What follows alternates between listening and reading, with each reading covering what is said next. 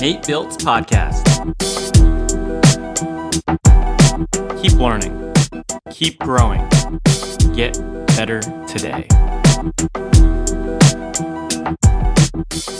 Hello, friends. Welcome back to the show. If you are new here, my name is Nate Biltz, and I'm the founder of Biltz Different. I am a personal trainer, bodybuilder, powerlifter, and overall coach. It's been my curiosity over the last few years to interview world-class creatives in entertainment, business, fitness, and art to inspire you to get better and chase your curiosities. This week, we have Mr. Tommy Ashman of Ashman Athletics. Tommy is the founder of the Ashman Athletics, the Dragon Slayer, the Hip Helper, and he is an overall athlete, fitness enthusiast, and entrepreneur. In this episode, expect to learn how he grew these companies from the ground up over the last few years, what it takes to be a true businessman and a craftsman of products. Around the 1 hour mark, the audio goes out a little bit, so just a heads up, but I still feel like there's a lot of gold nuggets in there for you to take from.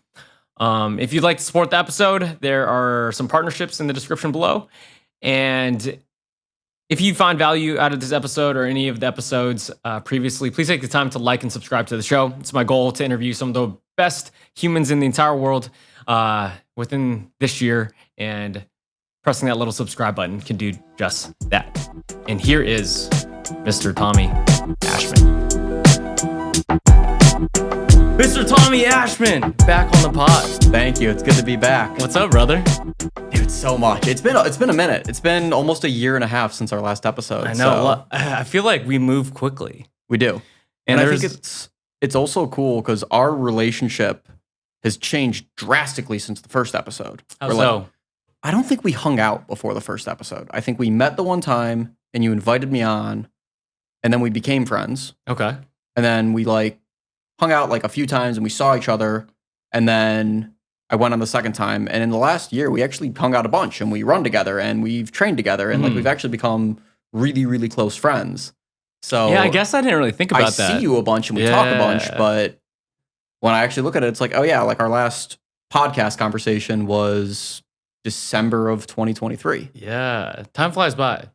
One thing I realized, me and Tommy went on a hike with your Dragon Slayers. Yeah. And what I realized about that was you really don't have to market your swords because everyone already asks about them. It's such a big thing in space, in physical space, that people ask about it. You think about shoes, you think about a shirt. People wear those things, but you're not gluing to the shirt oh, that's a nice shirt, unless you're really spending your time with them. Versus if you're walking by and you see this fucking huge sword that two dudes are hiking up a mountain with, it's very clear, what is that? Let me ask you about it, And I was oh, these swords are loud, and you don't need that much marketing for it. I like the phrase, good design is recognizable from silhouette alone. Okay. What do you mean by that? If you've played Super Smash Brothers, right? Yes. You know how when they introduce a new character, it's always a silhouette, but you know who it is. You know it's Luigi. You know it's Mario. You know it's Sonic. You know it's Samus. The Dragon Slayer kind of does that. Just the size and shape of it alone makes you aware of it. And you can't really ignore it, how big and different it is than anything else. Oh, I like that. I feel the biggest things are silhouettes, the biggest iconic brands. You know what it is, just based off a shadow or whatever. Yeah, or a logo. The Nike swoosh is a perfect example, or the Adidas logo, or anything like that. But that's kind of what branding is. It was the first time that made me realize your product is speaks for itself, because I was oh, and on all your social media you don't say any words. Yeah. And I was just oh, this dude's killing it. He doesn't really need to promote it because it's already big in space. And then he also doesn't need to speak because swinging the sword just gets so much attention. And I was listening to a podcast with Mr. Beast, and he was some of my biggest videos, I'm not speaking at all. And it allows it to relate to other people in the world besides the United States. And I was yo, your swords are being sold in I have a huge China, Brazil. Yeah. Yeah. My audience on YouTube, I would say almost half my comments are in another language. That's crazy. Yeah. Do you look what they mean? Do you Yeah, look? I translate a lot of them. A lot of times, dude, it's like kids. It's kids. It's What do you like mean? kids in Russia and Oh, Iran and Afghanistan, like all over the world. Like it's children. Like I was on a live stream yesterday and there was a kid talking to me in the chat, or a few days ago, I was on a live stream and he was from Iran. And this kid's just talking to me and I'm talking back to him. And In English? Yeah. Okay. I don't know how old he was. He had to have been younger than like 13 or 14. Were you just on Twitch or something? No, YouTube. Okay. And he was literally like, how does that work? How does live streaming on YouTube work? You open your phone on YouTube and the creates where you go to shorts, you click live and you go live. Okay. And you went live on your own channel? Yeah. Okay. And for what reasoning? Just because? Yeah, I was working out. Okay. Live stream the workout. And then people are hitting you up in the live stream? Yeah, they're just hanging out with me. I posted leg day and Q&A. Okay. Just hanging out with people. And does the live stream stay on YouTube? Yeah. Okay. So it's like you could go back to it and watch it. Yeah, you can. On YouTube. I bring them down after because there's so much dead space. I would rather edit the video down than just leave up like the whole video. So you could re-download it from YouTube? Yeah. So it lives on the YouTube space. You could download onto your computer, edit, and then put it back up. Yeah. Okay. But the kid said something really interesting to me, and it was, I didn't think Americans were so nice. And I realized I've had a similar conversation before, but it's really interesting to hear someone's response to their first interaction with someone of another culture where it breaks the stereotype in their head. Where I don't know a lot of people in Iran directly. I know people from Iran. I know people who call themselves Persian. It's LA. Everybody knows Persians. But to meet someone who's born and raised in Iran, who's never been to America, who's a kid there, who goes to school there, who has their entire life there, and their only access to the outside world is the internet, to be interacting with them from outside, from across the world and have a positive interaction with them who, I mean, there's real tensions between America and Iran, and there have been for years. So I don't know what the propaganda is there. I certainly know what it is here. But to be able to break through all of that and have a connection that is in a way this close and this real, where he's saying something to me and I'm directly responding back and we're showing each other respect, it's very humanizing it humanizes this situation that we are told by the media and by, I guess, the narrative of the West, that it like isn't that. Isn't what? Isn't peaceful in some way. I think what characteristics that did you portray, or what wording did you say that made him believe that you were nice out of the get after? Because you're just working out. We were just hanging out. Okay. I'm working out. I'm doing my lifts. I walk over to my phone. I answer questions in between sets. Okay. It wasn't even anything special. Like it was just a normal human interaction. And he messages it. He's in the chat. Yeah. That's crazy that he just thought everyone in America was mean. I mean, dude, I think there's a lot of Americans who think everybody in other countries are mean. And I think that's like a huge thing in the world right now. Like, I mean, there's legit wars going on right now. Yeah. And I think it's weird because we're on one level, we're in an age of social enlightenment of we have more access to information, more access to communication to anybody in the world than any generation of humans has ever had, ever.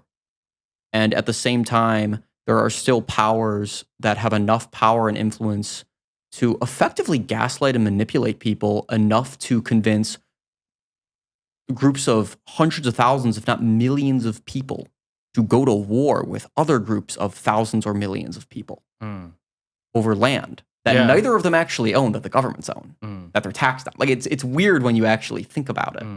Why do you think people are so resistant to expanding because of the ability we have to the internet, to social medias?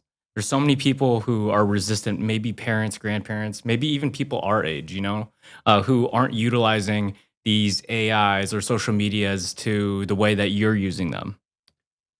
Because it requires a level of vulnerability and risk and ego death to admit that your preconceived notion about something is incorrect. And that's a hard pill to swallow for a lot of people. Can you explain ego death? Ego death can mean a lot of things. In this context, it's just being able to admit that you were wrong and learn something new. Yeah. And not be stuck in your way about your belief of something. If you believe ChatGPT is evil, like I just had that post recently where I did the ChatGPT AI art thing, and a lot of people came at me for that. Yeah, I was confused because there's a lot of people, business men and women who are, I would say, bigger than your business, who use it all the time. Yeah. And like they openly say it. And like, I'm like, oh, that's super cool. Like they talk about it as another tool in your belt. Yeah. And when you posted that photo of the AI generated art and I saw those comments, I was like, this is wild. Yeah. People were not happy. And I empathetically understand why. At the same time, I don't want to say I don't care.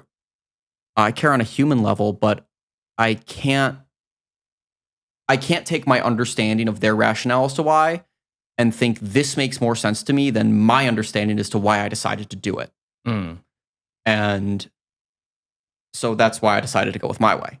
But also, you can't let other people's opinions of your work and speed, because like what these AIs do, bro, is it clears the barrier to entry for what you need in your business or the period. Exactly. You know, if that is an assistant, if that is in like logo or some art or whatever, like you could literally think about it,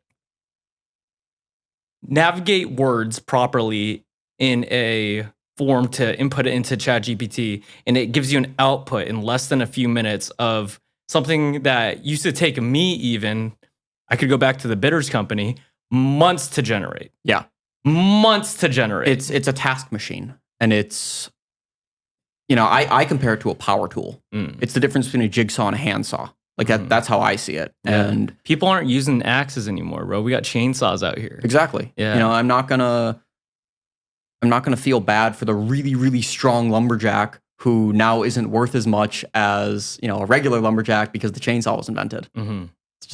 It's not fair to the rest of people. And yeah, I respect artists. I think there is absolutely, on some level, I feel for artists because generally artists are kind of some of like the softest and most sensitive people. So yeah, I get why they feel like really attacked by this, but also it's, at the same time, it's an opportunity for everybody to feel the joy of creating something without the barrier of entry that is years and years spent studying the form of art.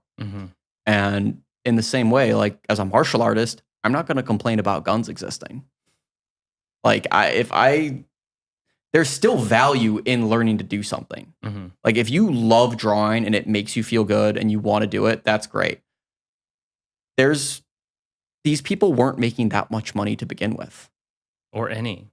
Like it's like the people who were getting upset, I looked at a lot of the profiles, they're selling like $5 commissions. Like this wasn't their income. Yeah. And if it wasn't like, I wasn't taking jobs that they were getting.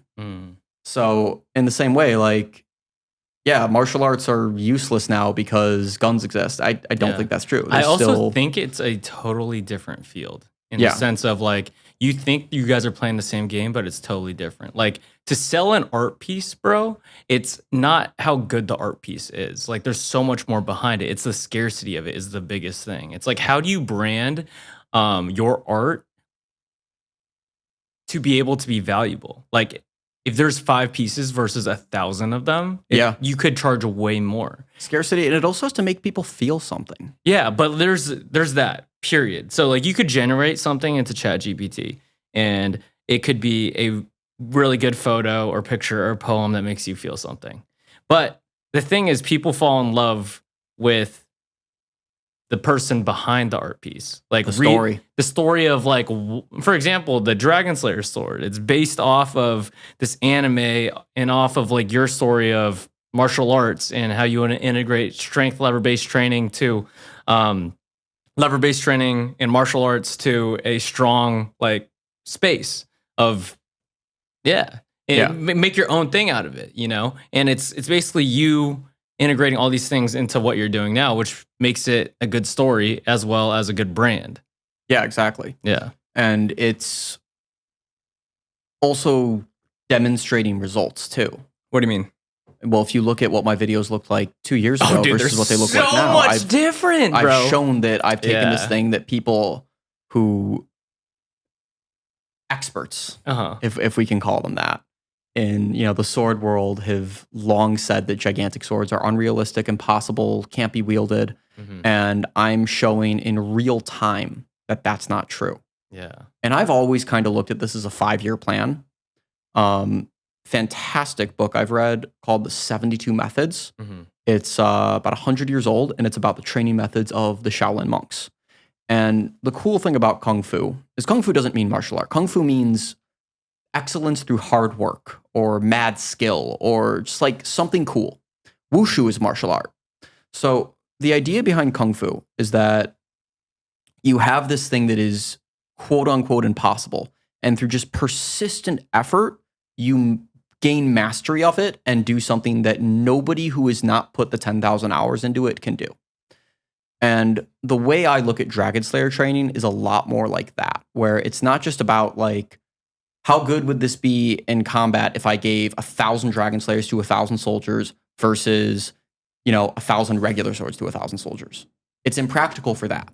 But for the purpose of what I'm trying to do, of just do something that is extremely difficult because it is extremely difficult and the mastery I'll gain from doing that, that's the purpose of it. Then the strength training effects are something that I can display after. But with where I'm at in the training program of about 2.5 years into this training journey, I'm kind of exactly where I thought I would be now, where it's like, okay, it's not quite on par with a regular greatsword. I did not know that the origin of the training was to be good at wielding a big sword. Really? No, I thought the origin of it was like you liked working out with this big sword and not necessarily doing all these flows that you're doing with. Like, they're cool. Yeah. But I didn't know that's like the goal of it. Like, I thought you were going to build programs of just like squats with the big sword or overhead squats and like tricep extensions and bicep curls. Like, I was like, oh, this is the what it's for. I didn't know. So it's both. Okay. The things I've thought were possible with it have changed. A lot of that is because of Sean. Okay. Game of Harmony. Yeah. Shouts out Sean. Yeah, he's great. We just did a really awesome collab. When I was in Chicago, he flew out too. We went down to Indiana. There's a YouTuber named Pretty Hate Machining, or Adam, and he went viral a few years ago. He made a life-size Dragon Slayer replica out of steel. It weighs, I think, 320 or 360 pounds. It looks exactly like yours, but metal? Doesn't look exactly mine. It looks like an exact replica of the one from the manga. Okay. So it's like detailed. From the show? Yeah. Nice. And he made that. And there's like a video he had to put it on a forklift to like chop a ballistics gel dummy in half and stuff like that. That's crazy. He made a 27-pound balanced sword. It's almost 7 feet long. 27 pound? Yeah. Okay. And me and Sean were the first people ever to like swing it. And is it like regular size 27 pound? No, it's like 7 feet long. Okay. It's huge. That's crazy. I'll show you videos after. Yeah. We're editing all the stuff down. We took 6 or 7 hours of footage that day. It's wild. And he brought out a bunch of old furniture that we just smashed into pieces. We were tossing like jugs of Hawaiian punch at each other and cutting them out of the air. We were swinging it around. With this sword? Yeah. It was sharp. Yeah. It was as sharp as an axe. It cut. And, it's something that if you showed it to martial arts or like HEMA guys or people who are into like the historical fencing and told them, this is a 15-pound sword or this is a 10-pound sword, they actually might believe you with the way we had it moving and the speed we were moving it at. And again, we're only 2 years in to what I think is a 5-year training program. So the idea is in another 2.5 years or so, the speed and fluidity with which I could move a Dragon Slayer would be somewhat indistinguishable from that with which I would be able to move a regular great sword or a claymore or Zweihander, which is, about half the size and weight. What epiphanies did you have from Sean and Adam that allowed you to expand your possibilities of the Dragon Slayer? Sean was the first person to really whip the sword around and flow with it like a sword. Prior to Sean, I had only ever chained like 2 swings together, and my training with it was a lot more like a kettlebell. So he really helped build out the flows, especially at the start. And then we started building off each other. And it's nice because me and Sean, while we're doing the same thing, and both me and him are kind of at the forefront of this giant sword fitness world, we think about it in two very different ways. Where I think about the training a lot more about how will this training benefit my body, and how can I better condition myself with this, and how can I do more reps? And Sean's more like, how cool can I make this look, and how effective can I really make it in combat? So we're both thinking about it in like complementing ways, and we're both giving each other feedback. So we're kind of accelerating each other's progress really nicely. And I guess, how do you judge the acceleration of the process if you two are the only two in the space? Because like, if you look at at least for me, I feel like kettlebells are growing, but they're still not at the front of fitness. Yeah. You know? And anytime I go to a place that has kettlebell coaches, I always learn something new, you know, and I'm always learning from different communities around the United States, at least just speaking from experience. And I'm just like, fuck, dude, there's so much more knowledge and space to grow, but I'm learning from hundreds of people. Yeah. And you got one other person. It helps that the one other person happens to be an elite athlete. In other aspects besides sword wielding. Yeah, Sean's an elite strongman. Yeah. Sean was, when he was competing in strongman, he got first in California in the under 200 pound division. I think he was second in the world for Moss Wrestling. Oh, that's crazy. He also was by Martins Lisi's side as Martins trained up and won World's Strongest Man. So you have credibility even before the sword swinging. I also have my career as a martial artist, my career as a trainer, and all the things I've done to look at, and a lot of other just elite fitness people that I've been able to look at and see what is the general progression of any skill. And also, compared to my training by myself and Sean's training by himself, I think the amount of aha moments we have when we train together versus alone is just higher. So we're just progressing faster every time we collaborate.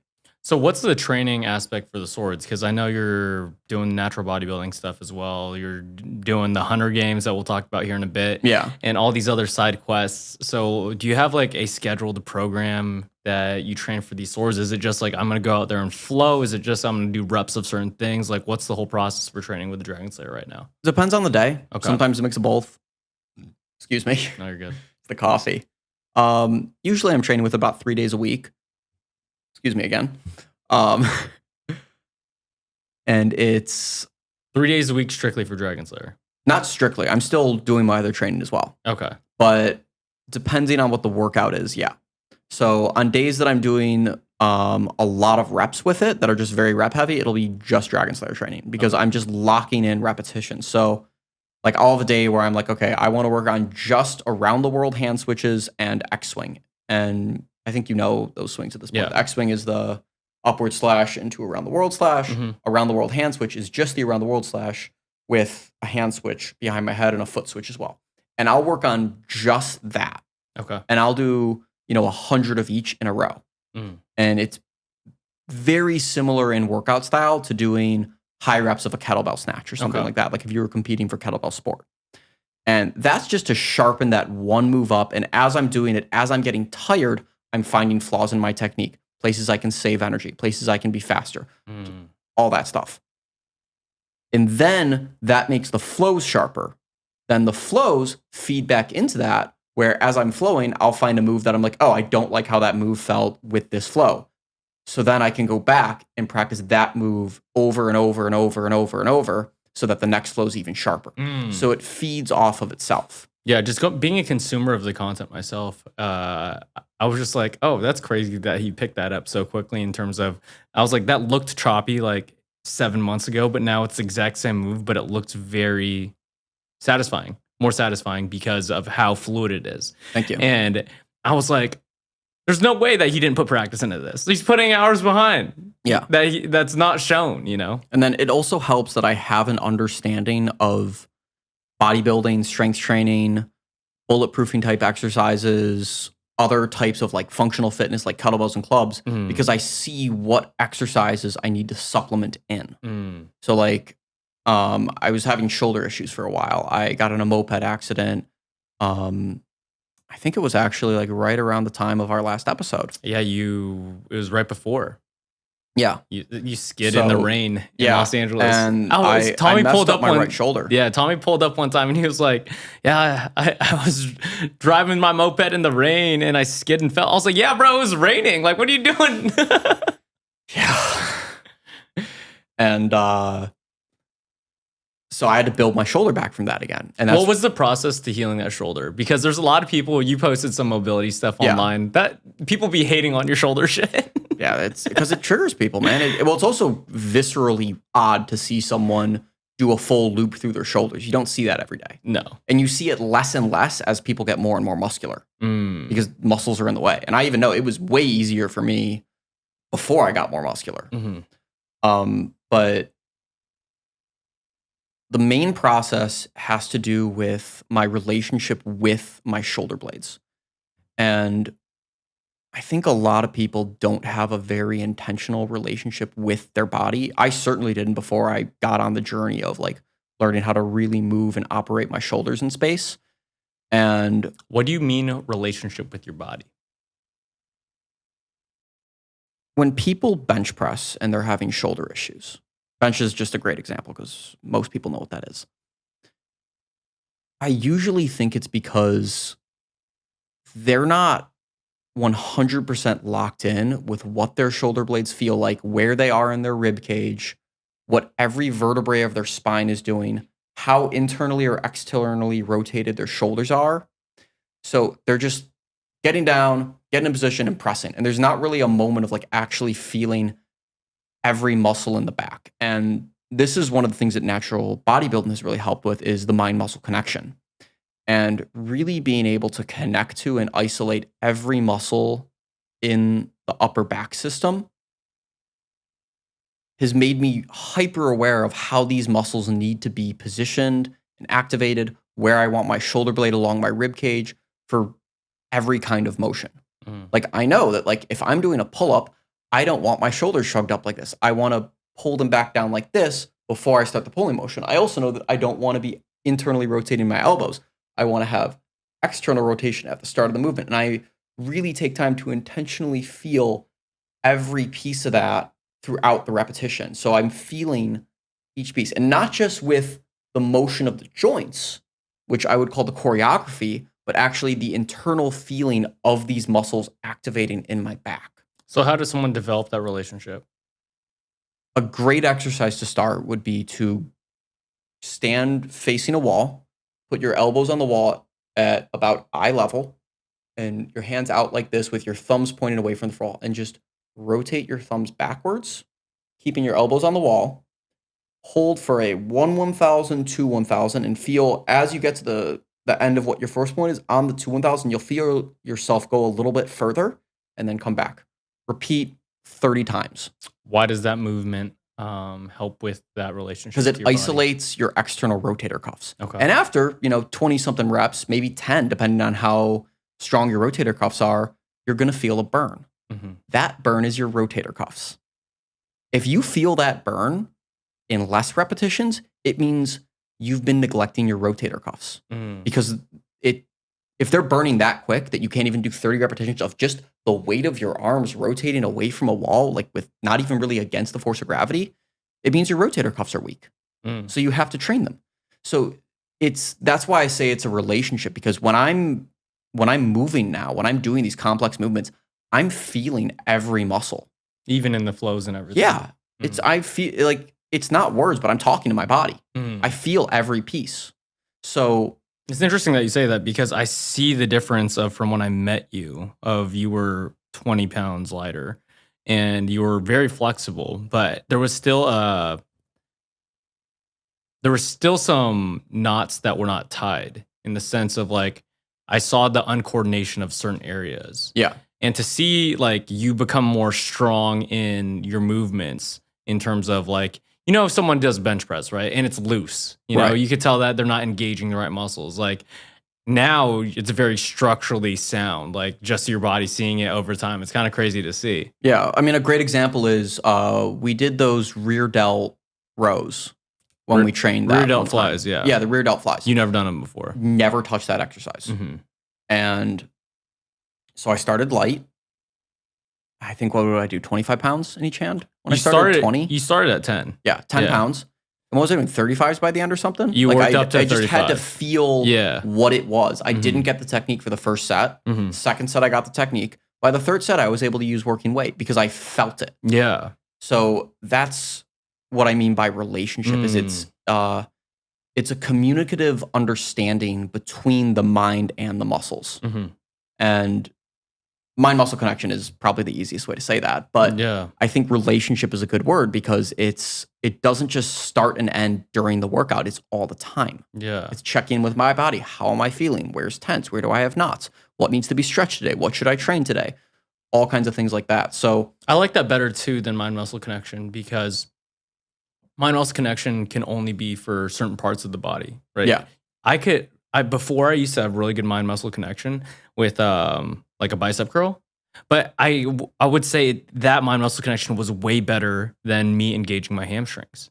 Yeah. So like mind-muscle connection could be stronger in most places than the other. Relationship with your body, I feel like you listening to it and some parts hurt or some parts are tight, some parts you feel aren't as strong and you know it. Yeah. But it takes action to fix it. Have you ever seen the Homunculus Diagram? No. So there's something called the Homunculus Diagram, as I just said. But it's basically how the neurons in the body are mapped out by percentages. And as far as our brain is concerned, without what we visibly look like, we are a gigantic face with a gigantic tongue and lips, with a skinny, skinny neck and a skinny, skinny body, massive genitals, skinny legs, slightly bigger feet, skinny, skinny arms, and hands bigger than our heads. You're just talking about humans? As far as by percentage of sensory nerves and how they're displaced throughout the body. You have more nerve endings in your hand. Yeah. Probably in a finger than you do across your entire back. And you can do that. If I take a pen and I draw something on your back versus draw it on your palm, even with your eyes closed, you'll probably know what I drew on your palm. You will have no idea what I drew on your back because you can feel it. So yeah. How did we get there? It's about the relationship with your body and the difference between having a mind-muscle connection to your bicep, which, it's bicep's a great one to have a mind-muscle connection to. It's really easy. You see it. It's right there. It does one job. It flexes your elbow towards you. Yeah. Your rotator cuff, hamstring's another one that kind of like 360 for your rotator cuff. Yeah, your rotator cuff, it's kind of a confusing muscle. First, it's under other muscles, so you can't see it. It's not big. It doesn't play there's not a lot of exercises unless you're doing physical therapy that are actually you're going to isolate your rotator cuff for this and learn how to do that. And most people never actually do that. So teaching people to do that and learning to do that myself has made every other part of my lifting better because I know when I get down to do a bench press, when I get into a pull-up, I can feel a moment of okay, is everything in place? All right, now the big muscles can engage and I know the system is in place. In terms of the shoulders being healed, there's a lot of people who have shoulders problems. Yeah. I would say way more than they would like to admit. Absolutely. And obviously that's from driving a ton, desk jobs, just constantly not being able to get off the ground and get back up. And I guess from healing your own shoulders, what's your own experience and movements that could help others do the same? I'll give you two. The first would be towel pull-ups. Towel pull-ups? Not pull-ups where you're holding a towel. Okay. Laying on the ground, holding out a bath towel at a little bit wider than shoulder length. They don't need anything else except for a towel. You need a towel and the floor. You could use a bench if you'd like. Lay down. You go into a Superman, not even with your legs, just your upper body. You're actively trying to pull the towel apart. So you have isometric tension. From there, keep your elbows and hands off the ground. Reach the towel out in front of you. Pull it behind your head. Keep your chest and chin off the ground. Reach it back out in front of you. Pull it back down to your chest. And repeat. That's one rep. Okay. If you can do 25 of those, I would be very surprised if you still have shoulder issues. Yeah. It's hard to have shoulder issues also, you're able to do. It's a very difficult movement. I have clients do that with the PVC pipe. Yeah. And I like the towel because it gives people no excuse. Like I have some... It forces you to be pulling outwards. Not just that. Like I have some people who would say like, well, I don't have a PVC pipe. I was like, you better bet you have a towel. And you can use your hands. Yeah. If you use your hands and you keep your thumbs turned up and you do, reverse snow angels, same thing. Right. What's the second movement? Second movement would be to stand facing away from a wall. And all you do, you turn around, keeping your feet facing away from the wall, turn around, twist, touch the wall with both palms, push, press off, turn around the other way, push, press off, reach back, get your palms flat to the wall, try to walk as low as you can, and come back. Repeat 10 times. And that's back and shoulders. Yeah, I feel like that's the beginning of a back bend, right? Exactly. Okay. And what is the benefit of that? Well, again, it's when you look at skills and you're training for skills, skills immediately require sets of attributes and traits just to be able to do them as prerequisites. So rather than just training the traits and attributes, by training for the skill, you're getting the benefit of those traits and attributes as a byproduct. That also loops into Dragon Slayer training. So are you against the saying, or when people... There's some people who say, if you want to do the thing, just do the thing. Like, if you want to get good at bench pressing, just bench press. Like, would you argue that being able to take care of your shoulders and do lateral raises or do some other accessory movements helps and could be more beneficial than just doing bench press? Yes and no. Okay. Because I think both are true. Doing those things alone will not make you better at bench press.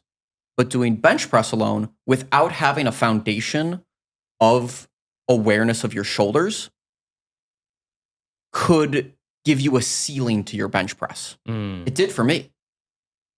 So it can help you break through that ceiling. If you've plateaued and you're like, man, every time I try to bench more than 225, I get shoulder pain.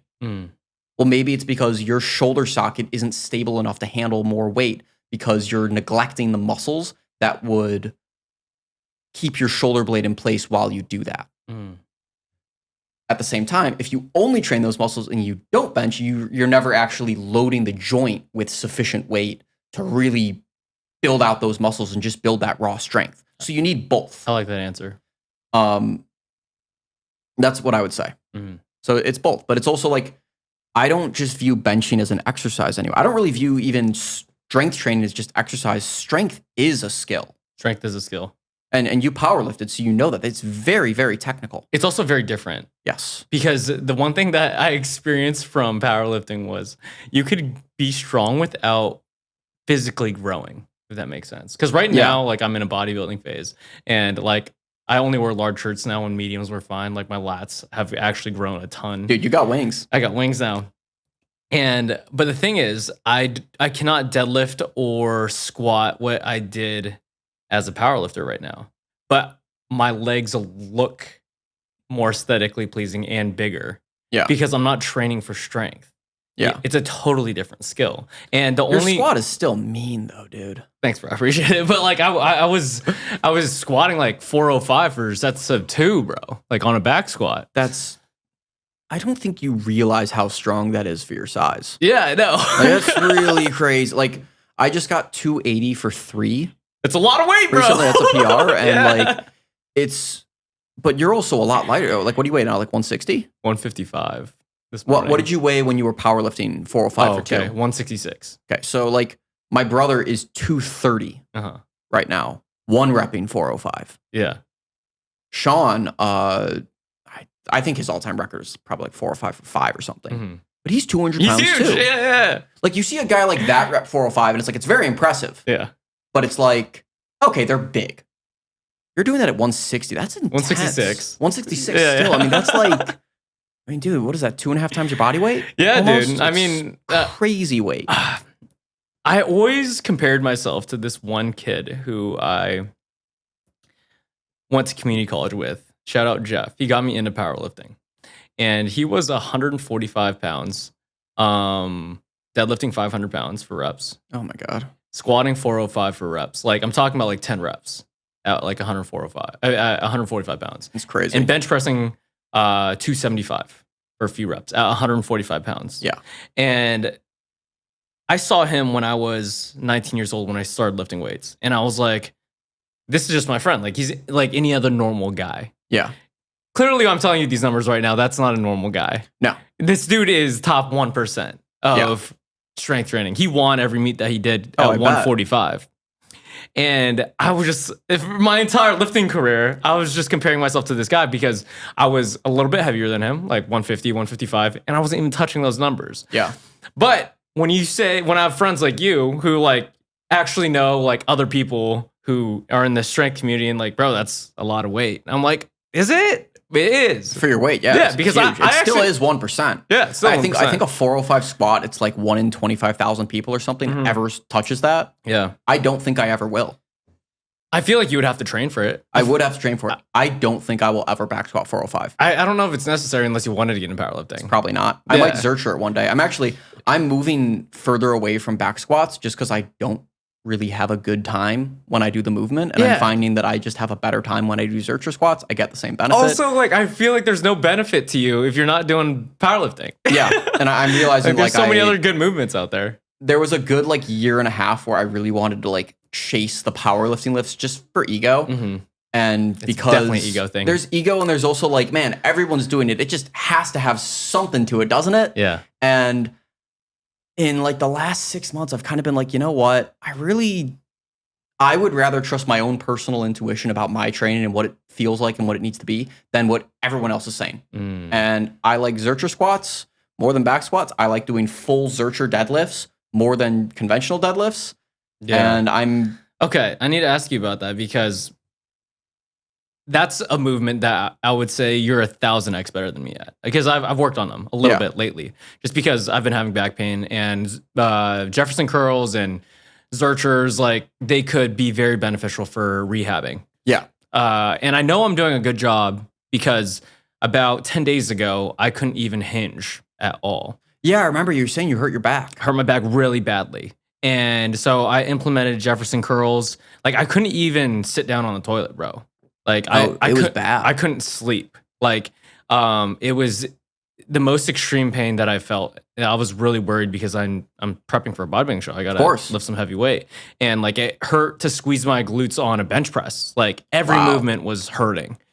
And so I took it slow and I know I'm doing it properly, but the Zercher deadlift and like Jefferson curls or all that movement, you're very strong in that hinging and rounding of the back, where a lot of old school bodybuilders or old school fitness people may say that it's super dangerous, and science and studies have shown that it is completely not. Yeah. And that training in that range of motion may actually benefit you in a structured squat or deadlift.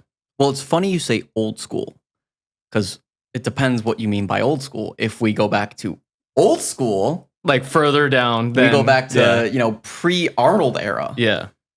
You see a lot of stuff like that. A lot of stuff Even like in that. the 70s and 80s, you see a lot of big bodybuilders rounding their back on rows. But you go old school to like circus strongman and like that era and like silver era, bronze era, you see all kinds of stuff like that. You see bent press, you see windmills, you see exercises that are like, would make someone like Squat University or Joel Seedman, these people who preach like 90 degree stiff spine, which there's value to that, but it would make them have a heart attack because they don't even register. Like, oh my God, there's people who act like your spine will explode if you load it with any amount of weight and it's flexed. Like your discs aren't just waiting to shoot out of your spine. In fact, your spine wants to be strong. Your body wants to put on muscle. And yes, if you're not training for it and you jump into Jefferson curls with 225, you will hurt yourself. Yeah. But if you start light and you train the movement and you build a relationship with your spine and with your lumbars and with your erector spinae, and you can feel every single vertebrae which I can. When I do these movements, I feel every vertebrae. Mm-hmm. I feel them unstack and I feel them stack. I feel my shoulders relax throughout the movement and I feel them roll forward. And when I reach my head around, or when I reach my hand around my head and I touch the back of my neck, I feel my shoulders come out forward. Great lat mobility too. Yeah. Thank you. Insane lat mobility in that Zercher deadlift. It builds off of the bridging. Yeah. It builds off the bridging. It builds off the hanging.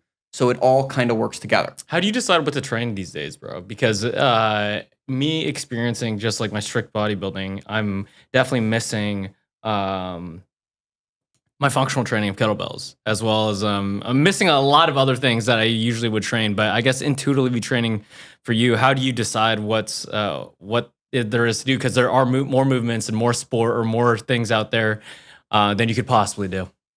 A lot of it is sensory based day by day. Like my hamstrings are still sore from Jefferson curls from a couple days ago. Okay. So I'm going to wait until they're not sore to hit legs again. I might hit quads, but I did 3 sets of 5 with 225 for Jefferson curls, and I'm cooked. Yeah. Like our run today is going to smoke them even more. I might not have to hit legs for the rest of the week. Yeah. So do you wait for a muscle to fully recover before you hit it again? Hit it hard, yeah. Hit it hard, okay. Yeah. What's hard? Like what's intensity training for Tommy? Like what's high intensity training, and not hit training, but like what is high intense training look for Tommy? You ever play Call of Duty? It's been a while. You know what it feels? You know when you get a flashbang grenade thrown at you? If I feel like that after my set, that's intensity.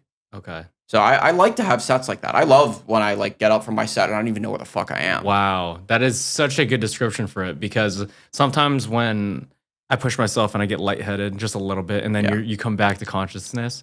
That is something that I've been trying to push myself to more and more, and I feel like there's a ton of people who say they train hard, but they never experience that. No. You know, because it's all subjective. Yeah. Like when I say train till failure, like your failure is not even close to your failure. No. You know what I'm saying? Yeah. And it's also, it gets harder on strength movements. Like for dips are great because I can get there on dips, but I could get there on dips in 12 reps and I can get there on dips in 40 reps. And it just depends on cadence. And it also depends on the eccentric movement of if you're leaning forward, working more of your chest than your tricep, etc. Yes. I usually do my dips kind of the same way. I'm usually focused on chest for them. Okay. More recently, slight lean forward. Yeah. Okay. I go a bit wider and I actually try to flare my elbows more. Okay. I don't like tucking my dips back. I don't know. It doesn't feel good. No, but like even think about it, like if you just try and hold your hands at your side and lift your elbow straight back, it doesn't go that far. But if you turn your hand so that your thumb is pointing at you and lift your elbow up, it goes really far. And what that tells you is naturally your shoulder wants to do this and move in that range of motion. So it's just generally more effective. Yeah. What's the importance of looking the part? Because I feel like over the last 2-3 years, bro, me and you have took that personally. Yeah. And you know what I mean by looking the part. Yeah. It's very important. You're infinitely more credible if you look the part. It's ethos, literally. Is that ethos? Yeah, that's ethos. When I first moved out to LA and I was working at Stretch Lab and picking up, random training clients, I met just this woman on the beach who had just moved out here and was looking for a personal trainer. And there was this other guy I was talking to, and I told her, like, I'm a trainer. And her immediate question was, the first thing she said was, he has better abs than you. And like, I know my abs are strong. Yeah. I could hold front levers. Yeah. I could do dragon flags. I could do, ab rollers from my feet for 10, 20 reps, no problem. The strength was there. If you guys don't know what a front lever it is, it's you're hanging. It's like an upside down plank from a pull-up bar. It's one of the hardest core movements. You could look it up, or I'll post a photo of it. But you know what my abs look like back then. Yeah, I have shit ab genetics. My brother has shit ab genetics. My dad has shit ab genetics. That is just the deal I got. And also, people don't realize like abs are hugely genetic in the sense of the shape. Like if you look at Arnold Schwarzenegger, right? He doesn't have a 6-pack. No. He's like a 4-pack, but he could be lean as fuck, and his ab striations and stuff is literally just a 4-pack. Yeah, and that's when I was sub 10% body fat too. So I've had to put a lot of work into my abs recently. Yeah. And I'm noticing a difference. It's working. But that was real. I weighed 165 pounds. I had to, even though I could display excellence in calisthenics, in martial arts, in skills training, and all these things, I didn't look the part. That has to sell. So that's one of the other great things bodybuilding has done, is there is some reality to that. And it's also nice. Like I don't think it's the end all be all looking the part, but it's also like athleticism is inherently aesthetic. I agree. If you are able to perform the part, you probably will look the part. And there's really no downside to like natural bodybuilding. Like odds are, without gear and without being elite of the elite, you're not going to get so big that you interrupt your mobility or athleticism by lifting weights a few times a week. So there's really no downside to it. And also there is a genuine quality of life improvement that comes from being jacked. And I'm not even that jacked. Like in the world of like jacked and fitness influencers where like physique inflation has made a physique like yours or mine not even stand out on social media. It's kind of crazy. I go to events and I'm wearing a suit, I'm wearing a hoodie, I'm wearing a jacket, and people are still like, whoa, you're jacked. And it's just because they don't work out. Yeah. So anybody with a bit of muscle is jacked to them. But there's immediate respect that is given because people understand how hard it is. So there's a genuine quality of life boost that just comes from that. Yeah, I also think it gets rid of or helps with imposter syndrome. Yeah. In the sense of, I used to get it a lot more of, I don't know why these people are training with me. You know, like I was like, oh, like I know my stuff, but like I kind of am not putting the work in on myself to do all the things. Like, am I doing exactly what I'm preaching? And at the time, maybe 3 years ago, the answer was no. Yeah. Like I understand the systems. I understand how the body works. I understand how to grow muscle and lose fat. But am I doing that myself? The answer was no at the time. And I was like, bro, you have to live this. This has to be your lifestyle if you really want to help people. You know who Kyrikos Grizzly is? No. He's this unconventional strongman lifter in Greece. Okay. Kyrikos Grizzly. Kyrikos Grizzly. There's a very viral video of him from a while back where he does like these Zercher shrugs with God knows how much weight. Okay. And the video is just called You Have to Live It. This guy's like 400 something pounds. He's huge. And he does these Zercher shrugs and he's just shouting while he does it. And he throws the weight down and he throws his head back and just yells to the sky. And it's like, every time I hear like You Have to Live It, I just think of that. It's one of my favorite videos because it's like just pure ignorant testosterone, but it's great. But it's true. And it's also unconventional strength. Yeah. Which is, you know, kind of the key of what all of this is. It's not just aesthetics, it's performance. Yeah, because there's a lot of pretty people who also don't have the strength for it too. That's why a lot of functional people be talking shit about bodybuilding. Yeah. Oh my God. Did you know who Adam the shoulder coach is? Yes. Big in the club swing world. Yes. He just had a few videos where he was talking mad shit about bodybuilders, calling them pussies, all this stuff about kettlebells. Well, it's crazy because like a lot of these big bodybuilders they just don't know the form of swinging a club and a mace and stuff because like they just said it's the first time. Like my first time with a mace or a club, like it's hard, bro. Yeah. Regardless of how strong you are. So I give the bodybuilders some slack because they haven't practiced with it. It's hard. It's a hard movement with your shoulders. Yeah, it's a skill. And it makes you realize strength is a skill. Because when you think about strength, it's the ability to perform under stress. That's the actual dictionary definition of strength. So perform what? Perform a single linear movement, perform an isolation exercise, perform a complex movement that goes in multiple planes of motion and might even be a flow into another movement in a different plane of motion with dozens of pounds of weight at leverage. That's also strength. Yeah. So there's a lot of some Dragon Slayer strength, club strength, mace kettlebells, clubs. Did you meet Ali at the last Fit Expo? I don't believe so. The Powerhouse Persia guy? Yes, I did. Oh, dude, he's great. He's coming through. He brings his, 30-pound clubs around. They're huge. They're cool. I think they're 33 pounds. And he just shows up with his dad. hands them to people, and people can't even pick them up. Yeah, they're heavy. And it's like, it makes people realize that they're frogs in a barrel. They think they understand the world and the body and all this stuff. And there's things that, like, yeah, there might not be a scientific study on this yet, but if you can physically demonstrate something in the world of athleticism and then show someone else who is bigger and stronger not be able to do it, you don't need a study. You know, everyone knows, because we all have bodies.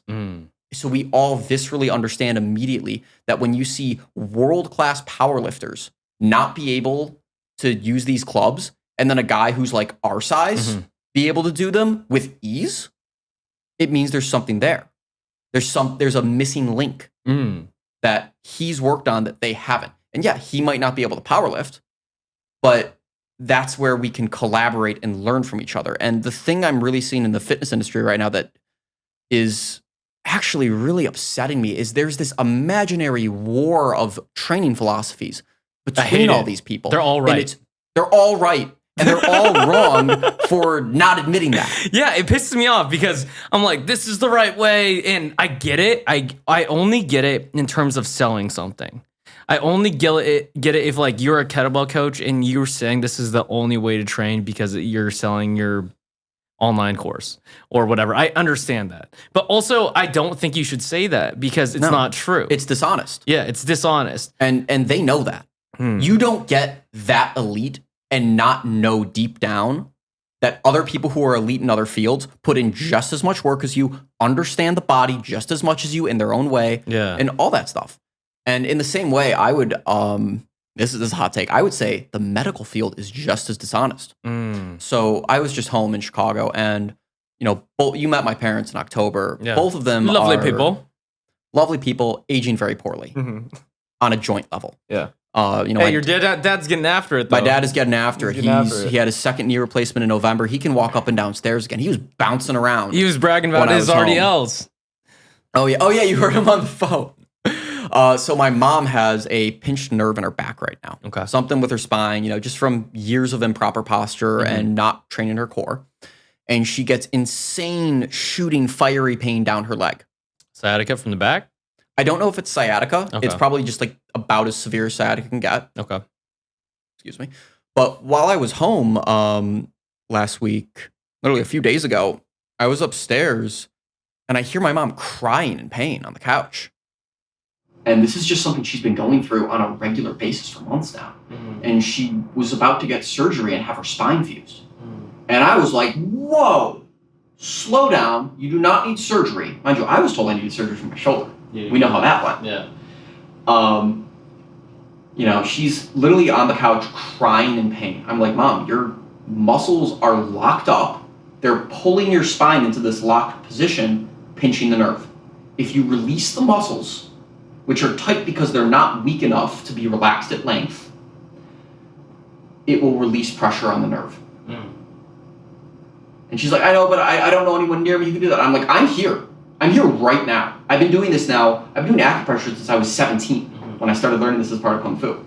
I was working professionally in this for years. I go, Mom, I need you to trust me. I'm going to press on your psoas.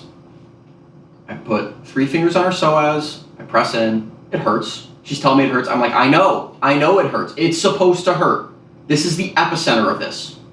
We're going to do 30 deep breaths here. And I coached her through. I talked her through all of it. She made it through. She's like, oh, it went down.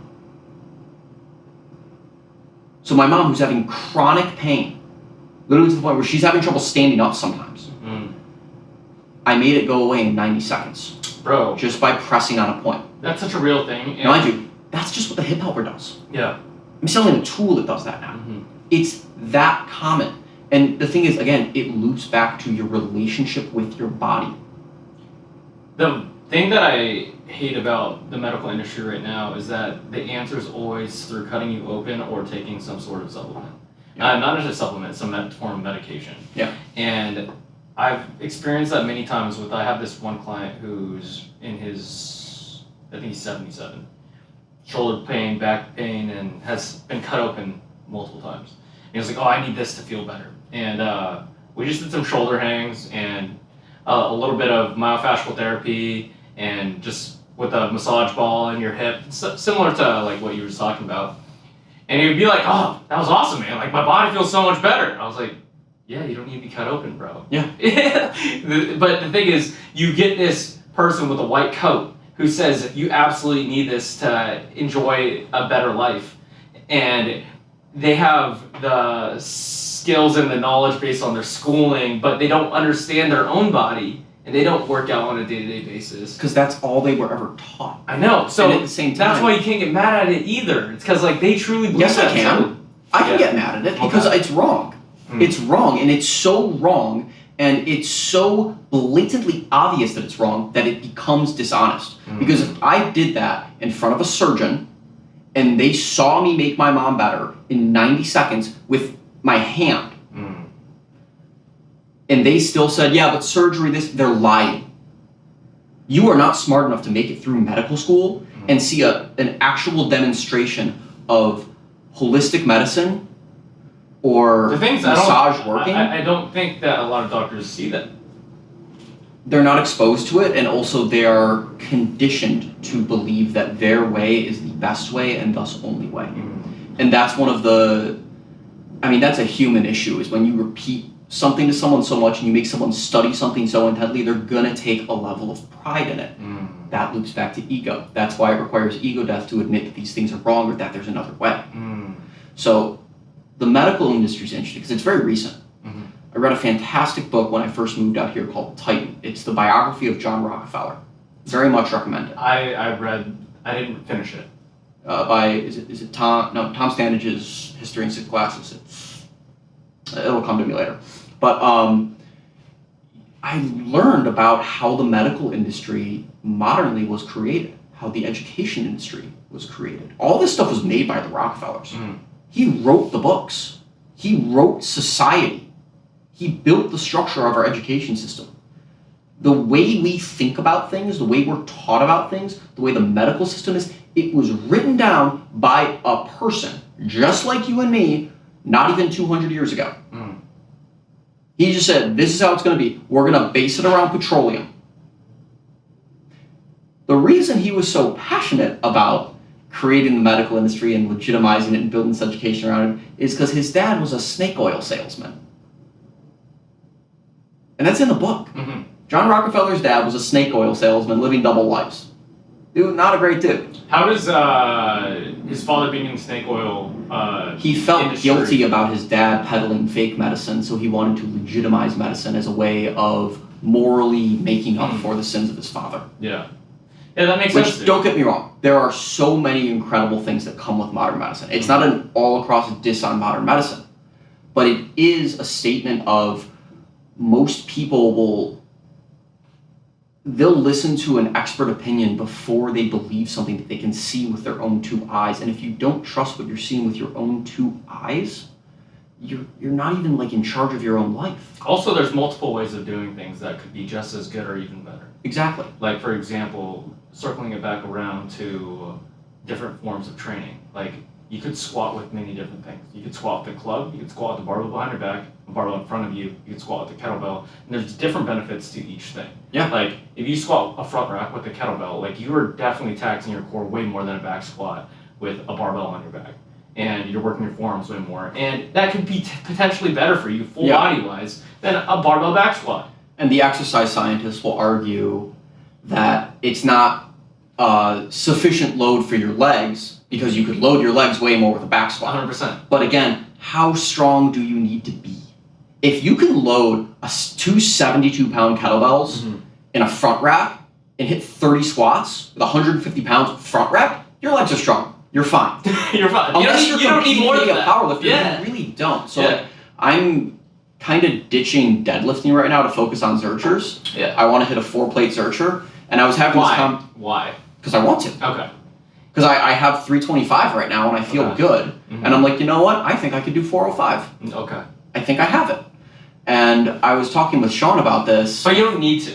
I don't need to, but I think how does this benefit you? For my purposes of athletic development and how strong I want to be in ranges of motion that I find functional, which is totally coiled down to exploding up, from, full flexion, I think it would benefit me to be able to do that with double my body weight. So I'm talking with Sean about this, and Sean is like, very in the strongman world. And he's thinking like, how much further can that scale? Because for strongman, the thought process is always scale to more weight. And I'm thinking, how much stronger do I have to be? If I'm sub 200, Zercher deadlifting 405, I'm there. And then it's just, okay, maybe I have to do it for a few reps, but I'm there. What do I need to do? I have it. Yeah. Even deadlifting 405 at my weight is already like great. I'm clearly in shape. Yeah. So it's just, for the average person, how impressive and athletic do you really need to be? If we're talking about like elite athletes, which I think a lot of the trainers in the fitness community are always arguing about, like, oh, what is the most elite, optimal, best thing you can do? It's like, yeah, but you're arguing about what is going to make a 5 to 10% difference for people who are in a 1% of the population. The majority of people consuming fitness content, trying to get in better shape, are trying to drop 20 to 60 pounds, look better naked, maybe feel a bit better in their bodies. After that, everything's a bonus. So it's like optimization, also, it really doesn't matter. It's what can you stick to. Consistency is the foundation of everything. And for that, it's just do something you enjoy doing, whether it's swinging a sword around, swinging kettlebells, learning to kettlebell juggle, weightlifting, running, playing a sport. That's the first pillar of like what's the most important thing. From there, it's... Consistency is the pillar of everything. Consistency isn't even the pillar. Consistency is the foundation upon which the pillars are built. Then you have, I would say, intensity and technique. Then you have exercise selection. From there. You just deconstructed like a ton of fitness people's stuff. Yeah. And that's everything. Yeah, that could break down into any type of skill, bro. Because like even learning, I'm doing. Let's go break down. We both fired our editors. Yeah. Not our editors. I fired my web designer. I let go of my editor temporarily to understand these systems. Yeah. And you just spent 7-8 hours on your website to make it what it needs to be. Yeah. And we had this barrier of entry in our head that it's going to take way longer than it takes. But in reality, it just takes the act of doing and paying attention for a long enough period of time to figure it out. It takes locking in. Just locking in. And it's delegation is extremely powerful, but it's a double-edged sword. I also think it's a form of laziness if it is not optimized. Exactly. And I don't think it's worth delegating something if the person you're delegating it to will not do it at least 80% as good as you. And the thing is, like, no one will do it as good as you because no one cares about it as much as we do. Yes. There's exceptions to that. Sometimes you will find A players who are so invested in your mission that they will commit to it as if it is their own. Which is crazy, and you stick and hold on to it. Yeah, like you have story. Jesus, the A+, bro. Yeah. And so that's like, and then they'll bring their own skill set, which they might be able to do things better than you can do. 100%. That's super rare. And, and that's what big companies are composed of. Yeah. Like these Facebooks, these Apples, these huge mega companies, people don't realize that when Elon Musk puts out a tweet that says, I want people to work here, I want people to work 80 hours a week and solve some of the biggest problems in the entire world. Yeah. Like, those people flock there. And they don't mind the 80-hour weeks because they love it. They believe in the mission. And they believe in the mission. Yeah. And I mean, you think about like 80 hours a week sounds like a lot because we are conditioned to believe that this 40-hour work week, which, just existed.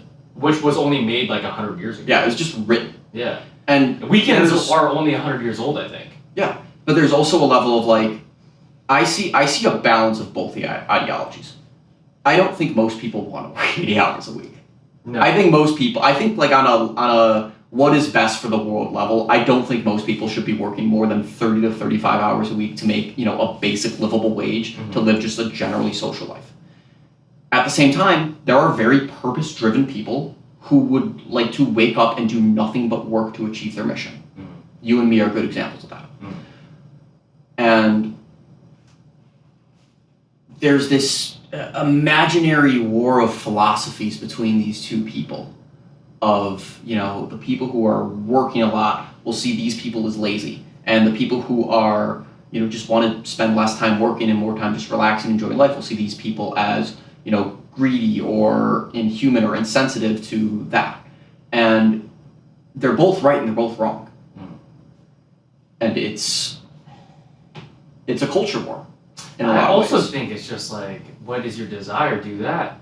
Like, the amount of people who will try to make me feel bad because I spend all day working on things that I enjoy, or give up, or because to put mission first, you have to be able to willing to let go of, like, for example, dude, mission for bodybuilding. Yeah. 2 days ago, I went out to San Diego. Yeah, I saw your story. Because you were posting that yesterday. I was like, how is Nate going to get back in time for the podcast? He's in San Diego right now. I was in San Diego, and we went to In-N-Out, and I brought meal prep there. Yeah. And we went to another place out, and I brought my meal prep there. And there was no questioning it. And it's just like, and then some people would be like, just one drink, just one burger, one fries. I was like, no, like, I can't. Like, they're like, why are you doing that? But I mean, they're not intentionally trying to bring me out of my mission. Yeah. Because they want me to have a good time too. Yeah. But the thing is, it's not stealing my good time. Like, I'm having a great time. Like, I'm just doing what I need to do for my mission, Yeah. And like a lot of people, because you're not drinking with them, or you're not going out on weekends with them, or going to a movie with them, or doing this recreational activity with them, think that they're stealing your joy because you're not coming. They're trying to bring you to the party. Not everything has to be about that dopamine hit that comes from getting the thing you want when you want it. Not everything has to be about it. Like, last night I made a protein shake. My protein shakes don't taste that great. They're not bad, but it's like, it's not designed to be this awesome milkshake. It's designed to give me the nutrients I need. Fuel for the body. It. Period. Throw a bunch of walnuts in there. It's like 3 scoops of whey, 2 scoops of casein, 24 ounces of milk. You getting protein shits in there?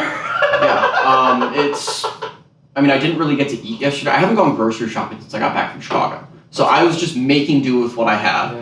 And I did. And my girlfriend's friend Bree was over. Yeah. Because they flew to Portugal today, so she stayed over the night. And she asked if she could try it. She's like, it's like kind of, you're going to drink that whole thing before bed. It's like a 50-ounce shake. Yeah. And I'm like, I have to. Because if I don't drink this tonight, and I haven't eaten all day, I'm going to feel so shitty in the morning that I'm barely going to want to get out of bed. I need protein in my system. What was the diet, bro, to gain 20 pounds in a year? Well, first, I didn't gain 20 pounds of muscle. I thought I did. I got up to 197 from 170. I'm back at 180 right now. And you wouldn't think that if you just saw me. You probably thought I was still at like 190. Yeah. But I'm... You're 170 right now? No, I'm 180. Okay. But so you went from 170 to 197. Yeah. Back to 180. I'm already back down to 180. Okay. And not intentionally. No, I quit the bulk. Yeah. I stopped eating like a farm animal. I was eating everything. Dude, I was eating like 3 pints of ice cream a week. That's crazy. I was on GOMAD for like a solid 2 months there, like half GOMAD. You're pulling the Rocky, the drinking the eggs in the morning? Oh yeah. Dude, I still drink eggs in the morning. They're not. It's great. But how about Andreas raising some Trader Joe's eggs? Dude, I'm so jealous. I don't like to feel envy and jealousy, but oh my god, I see him with the chickens and I'm like, I wish I was doing that right now. That looks awesome. So our mutual friend Andreas, he was on the podcast a few weeks ago. If you guys listened to it, he bought organic, farm raised like chicken eggs from Trader Joe's, which you have to specifically ask for. Yeah. and he put them in an incubator, and he hatched chickens in his LA house, and it's crazy because like I just didn't think that was possible. Yeah, he's raising them in his backyard. Yeah. In a few months, he's going to have a constant supply of eggs. Yeah. It's a great investment. I didn't realize how common it was. Allie, who we're running with tonight, she was like, that was every kid's science project from where I was from. Yeah. Because that's all these farmers do this. Yeah. It's like a common thing. I was like, that's wild. Dude, it's sweet. I lived on a farm in Montana for a little bit when I was a kid. And we had chickens, and like we saw chicks like hatch. Yeah. And it's like, oh my god, this is life. Like this is real. Yeah. Like we're disconnected from it with stores, but like when you see it happen, it's like, wow, this is really cool. Also, I feel like vegans will get mad at us because of that now. I feel like people who look for reasons to get mad. I feel like the vegan culture is going down though. I haven't heard too much about it. Like it is, and it's because what vegan culture was when it started versus before it became commercialized are two very different things. Yeah. Being a raw vegan, like I know this girl who's vegan, Dorothy, also a mutual friend of me and Andres, and she's a vegan chef, unbelievably healthy, but she's like actually eating like whole food vegan, like not Oreos and French fries. No, she doesn't even touch that stuff. Yeah. Everything she's making is real food. Yeah. The one thing about veganism is like a lot of it's processed nowadays. Yeah, because now it's like, okay, they're just plastic is vegan when you actually technically think about it, and it is. Yeah. You see what's in these Beyond Meats and stuff, and it's disgusting. And then people are eating it, and they're having health issues, and people are seeing it happen, and enough people are seeing the results of these things and being like, oh well, everybody intuitively knows you are what you eat. So when you see these foods that are just filled with just chemicals and plastics and gums and oils and not like real nutrients, it becomes really apparent. And it's not to say you can never do it. Like, you know, if you're a normal person, you can have a cheat meal. You're not made of glass. Yeah. It's crazy how good I feel I've basically been eating whole foods straight, not one dip for the last like 7 weeks. Yeah. Like not one processed food in my body. And the amount of energy I have throughout the day is crazy, bro. And I'm just like, whoa. Like, dude, it's awesome. It's a superpower, and that's kind of making me like push through it all the time because like the dopamine from like processed food of like a burger or fries or a pint of ice cream is so high, bro. Yeah. Like I had last night, my dessert was blueberries, a couple blueberries, some almonds with a tiny bit of honey drizzle, and it tastes like ice cream to me now. Oh yeah. Like I'm just like, this feels like a drug right now, and I couldn't imagine having a scoop of ice cream or a donut right now because it would freak my brain out. I mean, dude, you're supposed to be sensitive to sugar. Yeah. Like when we go for runs and we take maple syrup and put it in our water, you feel it. You feel That's energy. Yeah. Like I do a shot of maple syrup in the morning sometimes, I'm good to go. Yeah. When I do a spoon of honey and salt before a workout and that sugar hits me, I'm wired and I have a pump while I'm warming up from the salt. So but that's not even a lot of sugar though. It's not compared but to when you don't have the that average much American diet. Sugar in your day-to-day life to begin with, it is, and that's what it's supposed to be. Yeah. How do we make, because we're in a space that a lot of people are strong and fit. Yeah. But most of the United States isn't. And I guess, how do we make strong men, specifically men? Because we can only speak for who we are. First, I have a lot of faith in the next generation. Why? Because I meet on a regular basis guys that are a few years younger than me to more than that. Like I meet guys who are almost 10 years younger than me, and I see them taking on more responsibility. I see them working out. I see them invested in entrepreneurship. I see them not buying into the scam that is the industrial era education system and the lifestyle that it preaches. And the more I see that, the more I have faith that we are moving into an age where people are using the access to information better.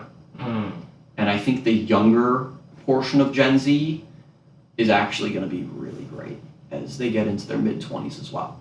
Because you and me are really like the top of Gen Z. You're 97, right? And I'm 98. So it's like, there's 95, 96, then it's millennials. And we saw how that generation really turned out from their 20s.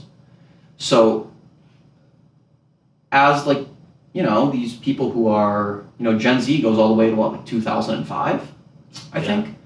So it's like, you know, we're seeing people who are born after the year 2000 become sentient adults and members of society and members of the workforce. And I see them start businesses and make six figures and become millionaires and become influencers, and what they preach and what they do. And it's like, you know what? These are good people. These are people that even though they're younger than me, I find myself looking up to them, which means that other people are looking up to them too, which means that people who are 12, 13, 14 see someone like Tommy Spalding. You know him, right? And see him and like just the lifestyle he preaches, which is just so just honest and good and consistent. And they see that and they're inspired by that. And that's what we're seeing. And I don't really think about that. And that's an interesting take, because I guess it's the super young kids that I've seen, maybe 16 and under, from my experiences with them, that they don't know how to communicate properly, or they don't, and which is some of those people of success stories that you just said as well. They're good at what you, like the business side, but like, just because you're a good businessman doesn't mean you're a good communicator or friend. Very true. Right. And I've seen a lot of unfit younger people, but I've also seen a lot of fit people now that you say this. Yeah. Like there's a ton I met this dude at Zoo Culture the other day. It's so funny. I went to go train with Taylor with her posing coach. Yeah. In Canada. And this kid is from Canada, and we trained with the same posing coach. And he's like 22. Oh, nice. And I was like, whoa, that's crazy. Not even. He's like 19. Yeah. But he was showing me like opposing techniques and stuff. And I was like, oh, you're a good kid. Yeah. Like you're gonna do big things. Like I could sense it. You can tell. Yeah. Yeah, and it's also interesting because most people will not be in the 1%. That's why it's the 1%. And there's this balance of like self-awareness, and that you and I are very, very fortunate to be given a life story that our lives up until this point have led us here. And yeah, half of that is our choices, but the other half is a lot of his luck. We happen to be born in America. We happen to, you know, have parents that have supported us. We happen to have, you know, the people who have come into our lives at the right time to teach us things and show us things, and this, you know, series of events that have played out that is outside of our control, that things have happened at exactly the right time have happened. Like for me, I'm becoming really aware of it recently, that like everything that I have needed to have happen has happened at the perfect time. Like the Dragon Slayer stuff took off after my grandpa passed. That was when I needed to start really growing into adulthood. When I realized, like, okay, I'm not like a grandchild anymore to my grandfather. Like, it's like, yes, I have my grandmother. I love her so much, but it's different, you know. Like when I see the patriarch of my family drop down and it becomes my dad and then me, and I realize like, oh, there's no longer 3 living generations of Ashman, then there's 2. I gotta step up. Start a business within a month. When I wanted to learn more about functional fitness, about old school lifts, this is Jefferson curls, Zerchers, which I, you know, toyed with. I meet Atlas Power Shrugged. You know him? Yeah. The strongman? Yeah. No, he's kind of a strongman, kind of just an odd lifter.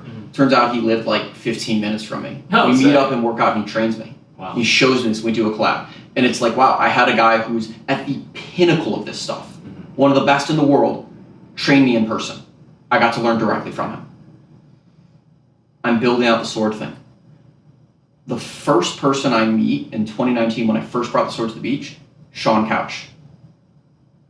Unbelievable strongman, world-class athlete, trained side by side with Martins. He helps me develop this sword system. Could not have found a better guy. Anywhere in the world. He was right there. I wanted to learn about Persian club swinging, which I kind of dabbled in. I get contacted by two people. Mark Wildman, who's one of the best club trainers in the world. He focuses on hardstyle, steel club, and kettlebell. He's built himself back from like an exploded knee when he fell 30 feet doing silks.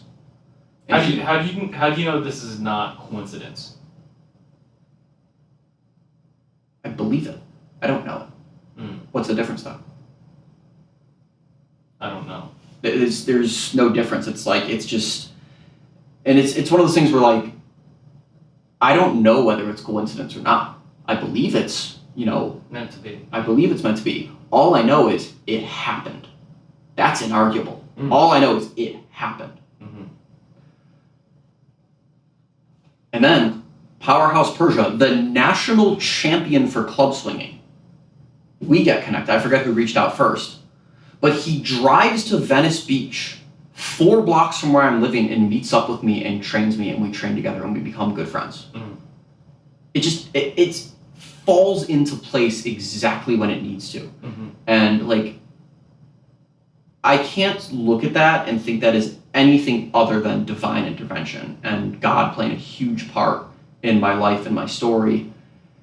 And that because those things are happening, I have a responsibility to this mission. He's giving me the steps. He's giving me the people, the relationships, the teachings to carry out this mission of helping people be healthier, have a better relationship with their bodies, and improve the world. So by me saying that mission is more important than, these small desires and things, I'm living a true path. So I forgot how we got to the question to begin with, but that's my answer. It's, everything is happening exactly at the right time. Coincidence, I don't remember. But how are you dealing with the growth on online social media? Because you've grown significantly since we first met at this American Ninja Warrior gym. Yeah, I mean, you met me before everything took off. I know.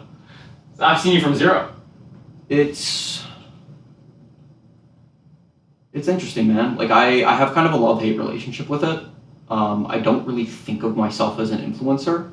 I'm definitely an entrepreneur first, and I see social media as a tool to, spread what I'm doing. But it's something I kind of juggle with morally. There's a lot of times when I just want to like delete my social media and not do this. Why? Because it's kind of exhausting. How so? Quality interaction is something that decreases as you get a higher quality or quantity of interaction. So a conversation with you, or a conversation with my brother, or a conversation with another close friend is very different than like just the very short, quick, surface level interactions I have through social media. On a day-to-day basis. Yeah. At a larger quantity. Yeah. And even like when I was working at Stretch Lab, the interactions I was having were very rewarding and rejuvenating, where I would have someone coming in for 30 minutes to an hour. I would help them with their body. And they come in. It's very intimate. It's intimate, but it's also very positive, where like, okay, like this person is coming to me with an expectation that they're going to feel better. So they're already happy to see me. And then I fulfill or even exceed that expectation and they feel even better. And it's just great. And it's a slow-paced interaction. So it's like, that's a great feeling to have. One of the best, yeah. And it feels very positive in a karmic way. Extremely. Or like, I know I just did something good. And so to loop back from that and just like see waves and waves of comments, mostly from children, where it's like, these are people who are barely, they're still learning how to talk to begin with and interact to begin with. Like they're kids on social media. plenty of adults too, but it's like, it doesn't have that level of like real connection. And I'm using the communicating and thinking parts of my brain to interact with them because that's the job, but it's not as rewarding and energizing as real deep conversation is. But you could have both. Yeah, I can. But it's... So why would that make you want to delete everything? It's unstable. What do you mean by that? There's definitely days where, like, okay, I haven't had a really viral video since September. Okay. When I had the video that got like 38 million views. What's your definition of virality? Like, how many views does it have to have? For me, more than 10 million. Okay. I mean, I'm sure it's different for people, but like for me personally, like when a video of mine hits 10 million, I'm like, that did good. Yeah. So I haven't had that in a while. I've had some get 4 or 5. Like the Dislocate video went really well. I've had a few other Dragon Slayers hit 1 million, but I haven't had something just knock it out of the park like that. So based on those videos that went extremely viral, what do you think made them viral? Because arguably... Well, some of them are exactly the same as other ones. That's what I'm saying. Like, for the first part of the Dragon Slayer series, it was just me in my backyard. It was the same video every single time. Mm-hmm. And some went viral on TikTok, some went viral on Instagram, and some went viral on YouTube. So I think it was genuinely random. Mm-hmm. There were little things like this video was a little bit longer versus this video was a bit shorter, and shorter attention spans. Shorter video goes more viral. Trending sounds make a difference. But then there's ones that went viral on all 3 platforms. Mm. So then I see, okay, 60-pound Dragon Slayer reliably goes more viral because it's a little bit different. It's way heavier. You can actually see me putting a lot of effort just to pick it up off the ground, so it's more expressive and visceral, which I think has more shock factor to it. Mm. Another video I did recently, I talked about like a lot of the other types of training I was doing. I talk a lot about perch and club swinging, Zweihander training, nunchuck training. That video went viral. I think that's a combination of it being an awesome video and like dust kicking up from the sword swings. It was just a sick flow. That one performed really well. I think on Instagram and TikTok. I don't know how well it did on YouTube offhand, but because it was just a great video. Mm. And it was also like in tune with the music. Mm. So like things like that will help a ton. Things that make them stand out, or like the video I do in front of the Intercontinental, that one went viral probably because I was in front of a building and there's like people walking by. So like things like that will make it go viral. Just in the environment is not normal. Exactly. So shock it's factor. Yeah, bear on a unicycle. I know you're a fan of that. Yeah. So that's one of the things. At the same time, like my educational content is done well. Like I have over 100,000, I have a few 100,000 views in total on like my shoulder mobility videos where I'm just like doing voiceovers over my exercises. Mm-hmm. So I'm climbing that mental hurdle of being more comfortable, of being like in front of a camera, talking, making content like that. That's a lot of why I started live streaming, was just to like build comfort of that. Why do you think it's so difficult? Dude, it's weird. It's weird, right? Weird. It's weird to stare at a camera and talk to it like a person. Yeah. It's just weird. Because I think podcasting is extremely easy compared to that because I have someone to dance with. Yeah. Versus like you look at a camera and you're just dancing with yourself. Yeah. It's weird. It's weird. It's weird. It's just like... It's really easy to film a workout because it's not personal. Okay. It doesn't feel as personal. When I film a Dragon Slayer video and I look back at it after, I'm like, yeah, that's great. Yeah. I feel like the only way through is practice, right? Yeah. Repetition. And that's it. Mm. So that's what I'm doing. Do you feel the status value that you've gotten from growing followers? Yes. It definitely does something for me once people see it. Mm. And I don't want to look at that and be like, oh, I'm better than people now that I have followers, because I'm not. In fact, I have a lot of friends who like are off Instagram now, and I'm usually, the first thing I say is, man, I'm jealous. Because it's a game. And on some level, yeah, I think I total out around 380K across Instagram, YouTube, and TikTok. But I know people who have, 5 million followers on just Instagram. Like I'm working out with Jeff Side. Yeah. Awesome guy, by the way. You work out with him a lot. Yeah. You used to. Yeah, well, we've just been traveling Yeah. a bunch in like the past few weeks. I was in Chicago.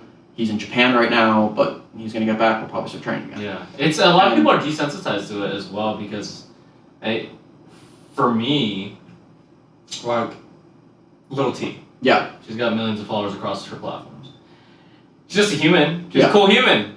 Well, there's like, there's people who definitely like deserve the fame and are like, wow, this is someone who actually is like a 1 in 10 million person that says and does things that 1 million people should be listening to. You don't think everyone deserves the fame? Dude, come on. You've been to these events and met these people. Yeah, but like you could argue TikTokers. You could argue that the makeup entertainment is valuable to those people. You could argue that their form of entertainment is valuable at a different measuring stick than what our measuring stick is. But I'll also argue that they're bad people. Mm. They're bad people. Genuinely.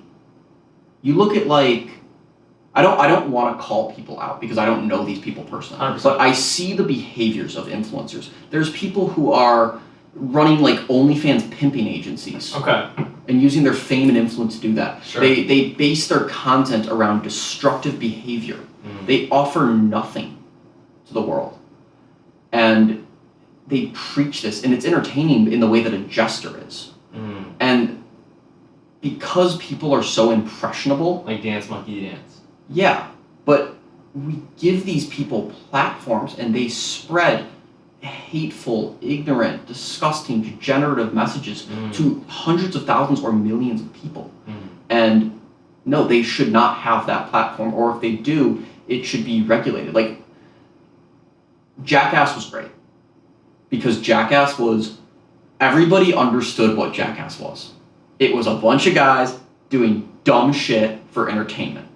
And they were the best at it, and they were also really the only guys doing it. At the time. Now there's every Jackass channel out there. Now, anybody can say, I'm going to do stupid shit on the internet and get famous off it. And all I have to do is be funny enough and entertaining enough that I can display this behavior and teach it to children who don't know right from wrong, who are usually unmoderated on the internet and are being exposed to this type of content and being impressioned by it and thinking, this is behavior I should mimic. This is being rewarded with millions of dollars and influence and attention and women and status. And that's bad. That's a net negative on society. So it's twofold. And something I try to watch out for as I put myself out there more is like, I don't want to become that. I don't want to be just like this caricature of someone, and entering the fray of like actually people talking in the fitness industry is kind of daunting. It's daunting and because there's a lot of people who fact check. There's a lot of people who fact check. There's also a lot of people who would just pick a reason not to like you. There's that. And I'm Jewish. Yeah. That's a good reason not to like someone. Do you know who Ben Galper is? No. Pound for pound, one of the strongest people probably in the world. Okay. So you're also not out here being like, I'm Jewish. Yeah, I mean, to be honest, it's kind of like, I don't know if I want to be right now. I've gotten hate for it before. Really? Got hate for it recently. Yeah, people they don't like Jews right now. Yeah. And there's people who've never liked Jews. And it's real. Which is crazy, bro, because I feel like we're at an age where like we're just human beings, and like if you don't know me, like you don't get the chance to know me. In the sense of you're gonna judge me based off of something that someone else said or something that you didn't experience yourself. I'm just like, you don't deserve to get to know me. Dude, Kanye West said in an interview, like, if he meets a Jewish person, he immediately does not trust them. If they're Jewish, he's not into it. Immediately. And it's gotten to that point where someone with one of the largest platforms in music history could say that and would say that. And it's very sad. And at the same time, unfortunately, it's twofold, where like I have enough self-awareness to be like, okay, just be like, a lot of Jews are like, why is there anti-Semitism? And it's also like, there's also bad people who are Jewish. There's good and bad people of every different race, ethnicity. Exactly. And unfortunately, with Jews, there's really not that many of us compared to other ethnicities. So when a Jew does something bad, it reflects on all of us. Yeah. And that creates a culture for us where, we have the generational trauma of the Holocaust where we're raised with that. Yeah. Stick with Jews, the world's going to come to kill us. It's kind of like their own collective consciousness. Exactly. So like even when Jews do something bad, objectively, Yeah. Jews are still going to be like, we don't want anti-Semitism to happen because we're afraid of another Holocaust. Mm-hmm. And that's a real valid fear. Mm-hmm. But it creates this catch-22 cycle of like, we don't hold each other accountable for bad things. And I think every culture has this to some extent. But it's kind of just this human nature thing, and it's tribalism in a way. We're like, yeah, we're going to choose our people over people calling out our people before we agree and cast one of our own tribe members out because they've done something bad. Mm. The same way you would defend, a family member if they, did a crime. Mm. Because they're still your family. You still see them on a deeper level. And that's like just a human nature thing. Yeah. But most people never zoom out to that realization and they just get lost in tribalism. And that's... Which would be a scary place to be. It is. It's a very scary place to be. And it's a very scary place to be even when I'm out of it because I still see the majority of people doing it. Mm. And... Well, that's the whole thing about, like, the negative aspect of community. Because, like, community is in right now. Like, there's a lot of people like, community is the pillar. Like, I get it. It is. Yes. But the thing is, there can be there's a negative aspect to that. Yeah, it's because community can be an echo chamber. Mm. And unless it's a very well curated community, it can become a cult. Yes. Culture is, the root word of culture is cult. Yeah. And words have power. Mm. And words have meaning. So when you see these words that sound like other words, usually they have to do with each other. Mm. So it's, that's a real thing. Mm. And yeah. So with this, the platform that you have and that you've developed and grown over time, and you believing that some other creators don't deserve the platform they're on because they promote net negative energy into the world, have you put more emphasis on yourself or more responsibility on yourself to, I guess, put the most net positive out there? I think the struggle I'm facing with it is being able to look at myself as enough of a positive force to do that and be proud of what I'm putting out. Mm-hmm. And that's the place I'm really trying to get to right now. Mm. So, yeah. How do you build that confidence? Action Actually. and reflection. Mm. And making decisions that I'm proud of. Yeah, what's your decision-making process? Because earlier in the podcast you said we got to where we are right now based on decisions as well as the cards that we were dealt. And we got dealt really good cards. Yes. Everything like that. And I guess those decisions are way more important than one would think growing up. Because one decision could lead to so many vast opportunities. No's are more important than yeses. That's something I've learned a lot recently for decision making. I just decided not to do the Olympia again this year. Tommy's referring to having a Dragon Slayer booth at Olympia in Vegas. And that was like one of the bigger decisions I've made recently. It was upon reflecting on like all the trade shows I've done in the past 2 years and like how rewarded versus exhausted and what the pros and cons of all of them were. I realized it's not something that is at this point the best possible decision for me. Not just for the success of my business, but also what do I want my story to be in life. Mm-hmm. And also for my business, because I'm realizing, the most profitable things I've done for my business is make viral videos. Mm. Yes, it's cool to do the trade shows, but also being reliant on the industry for my business is not a great structure. It has to stand by itself and then, come into these shows from a place of abundance and being able to do that. And so doing more of what works. Yeah.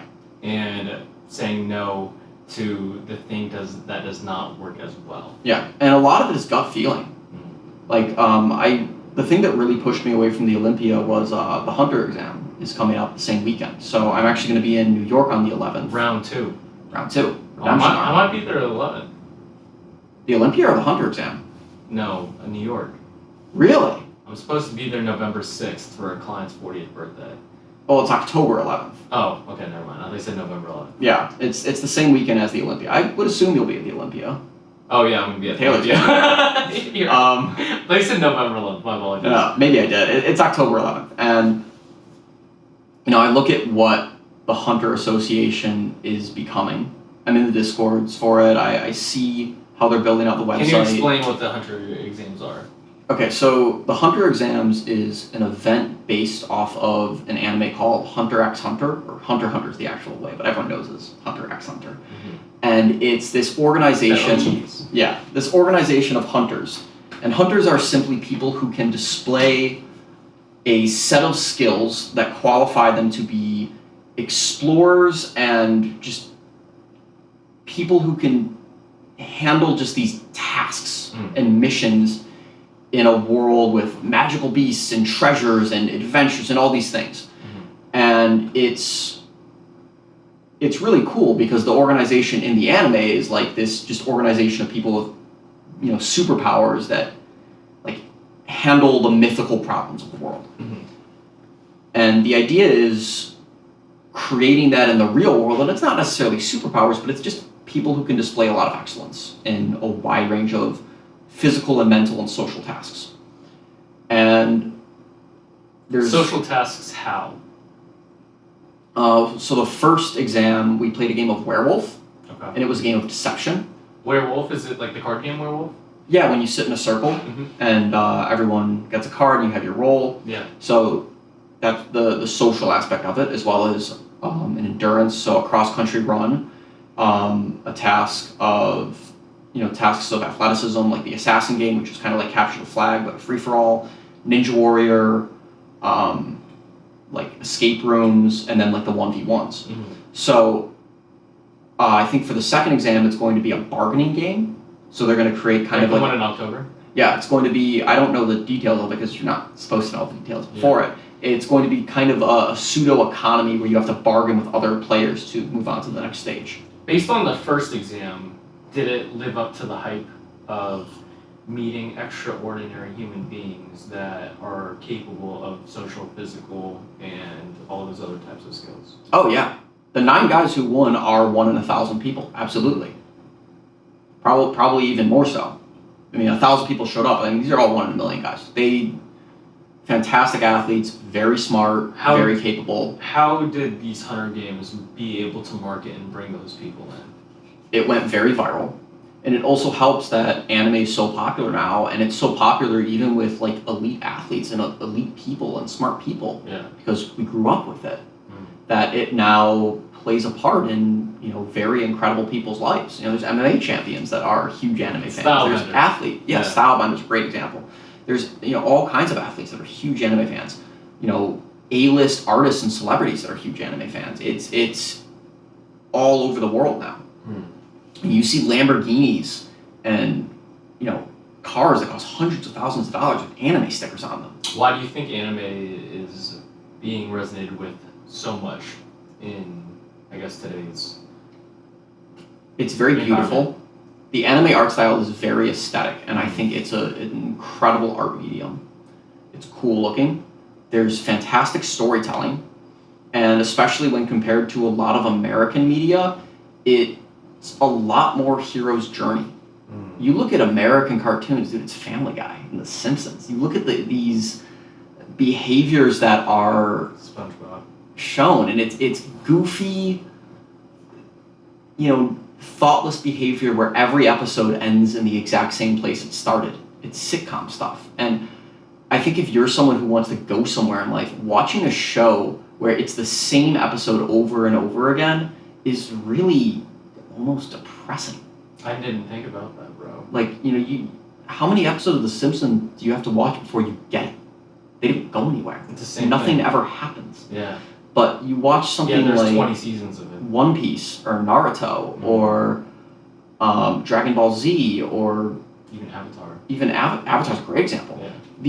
These characters, you grow with them. You watch them go through these stories, and it's a consistent story that happens over the course of time.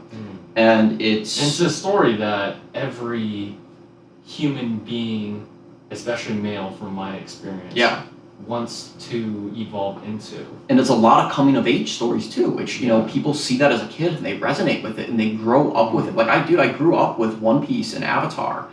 And so as an adult, like I can look back on these stories and look at my own struggles and like see this character that I watched as a kid overcome struggle and be like, I feel like that. I remember this. This inspired me when I felt like this in the past. And it gives me strength now. And that's real. So it's, you compare that to American media where you just don't get that. Yeah. And it's interesting seeing that you live out a real life anime kind of. You swing a sword for a living. Dude, it became my reality. Yeah. Like it's crazy to think about, but it did. Yeah. So it's it's cool. And this 100 Games. So the 100 Games, it's coming up October 11th. The brothers who run it, was it Matt and... How many people did they get to go out? I think they sold over 1,000 tickets. I think 860 people showed up. That's crazy.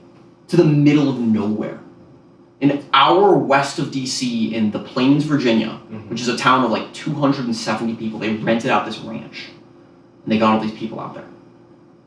That's insane. It was crazy. And that was the first time? First time. Wow. And they had some logistical hiccups. But all things considered, they did a really good job.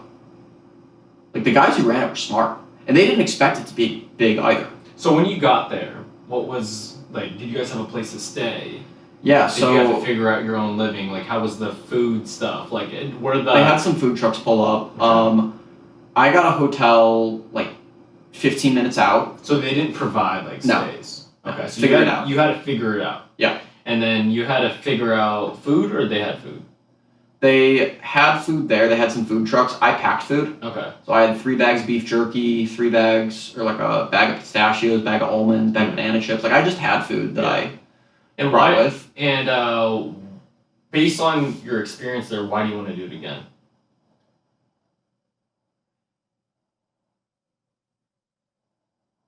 Because the story they're writing with this is one that I believe in and want to be a part of. And also this idea of being a pro hunter and what they're creating it to be is something that sounds fulfilling and exciting to me.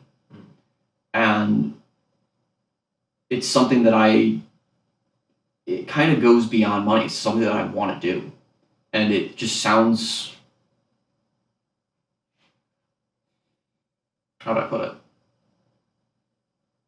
I want to be around other people who crave that adventure as well. I want to have conversations with those people. I want to go on adventures with those people. Yeah. I want my relationships and the things I do to be like that. And I'm at a place in my life where I'm realizing, like, wow, I have complete free will. Like, I get to decide what I do with my life. And the only thing that limits me is my strategic ability to create plans to get to my goals and follow those plans. That's the limit. So if that's the case, all I have to do is, look at things that I want to do, trust my gut, and use my mind to develop the right plan, and then use my heart to persevere through that plan. And that's kind of the gist of it. Because when I hear you talk about it with so much excitement, it makes me excited for you, And it's similar to a lot of people bringing you on your journey. For example, like even me doing this bodybuilding show, it's not because I initially wanted to do it. I wanted to do it because of how excited and thrilled a good friend Taylor of mine and ours, who who shows consistent time and time again the process and the plan of like putting in the work and achieving it, and no matter what the result is, giving this one thing your ultimate attention and focus, and what it does for you as a human. Yeah. You know, and there's no money in it, really. No. You know, it's like, but how much benefit do you get from pursuing the best version of yourself physically? It's beyond measurable value. Yeah. To be completely honest, it's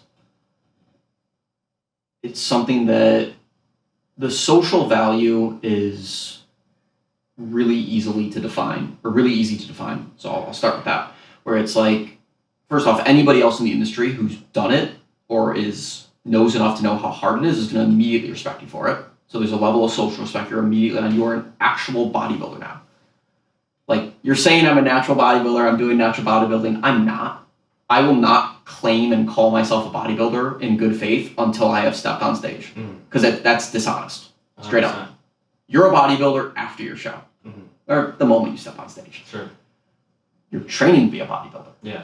But until I sign up for a show, I don't even want to say I'm trained to be a bodybuilder. I'm using bodybuilding methods of training. That's the most I could honestly say I'm doing. So there's just immediate street cred for that. And then from there, it's a confidence, self-confidence thing of knowing you can create and follow a regimen for months and months and months and get a result that you're proud of. You have proof. You know, Hormozy talks a lot about proof as a thing of confidence. Yeah. So it's that.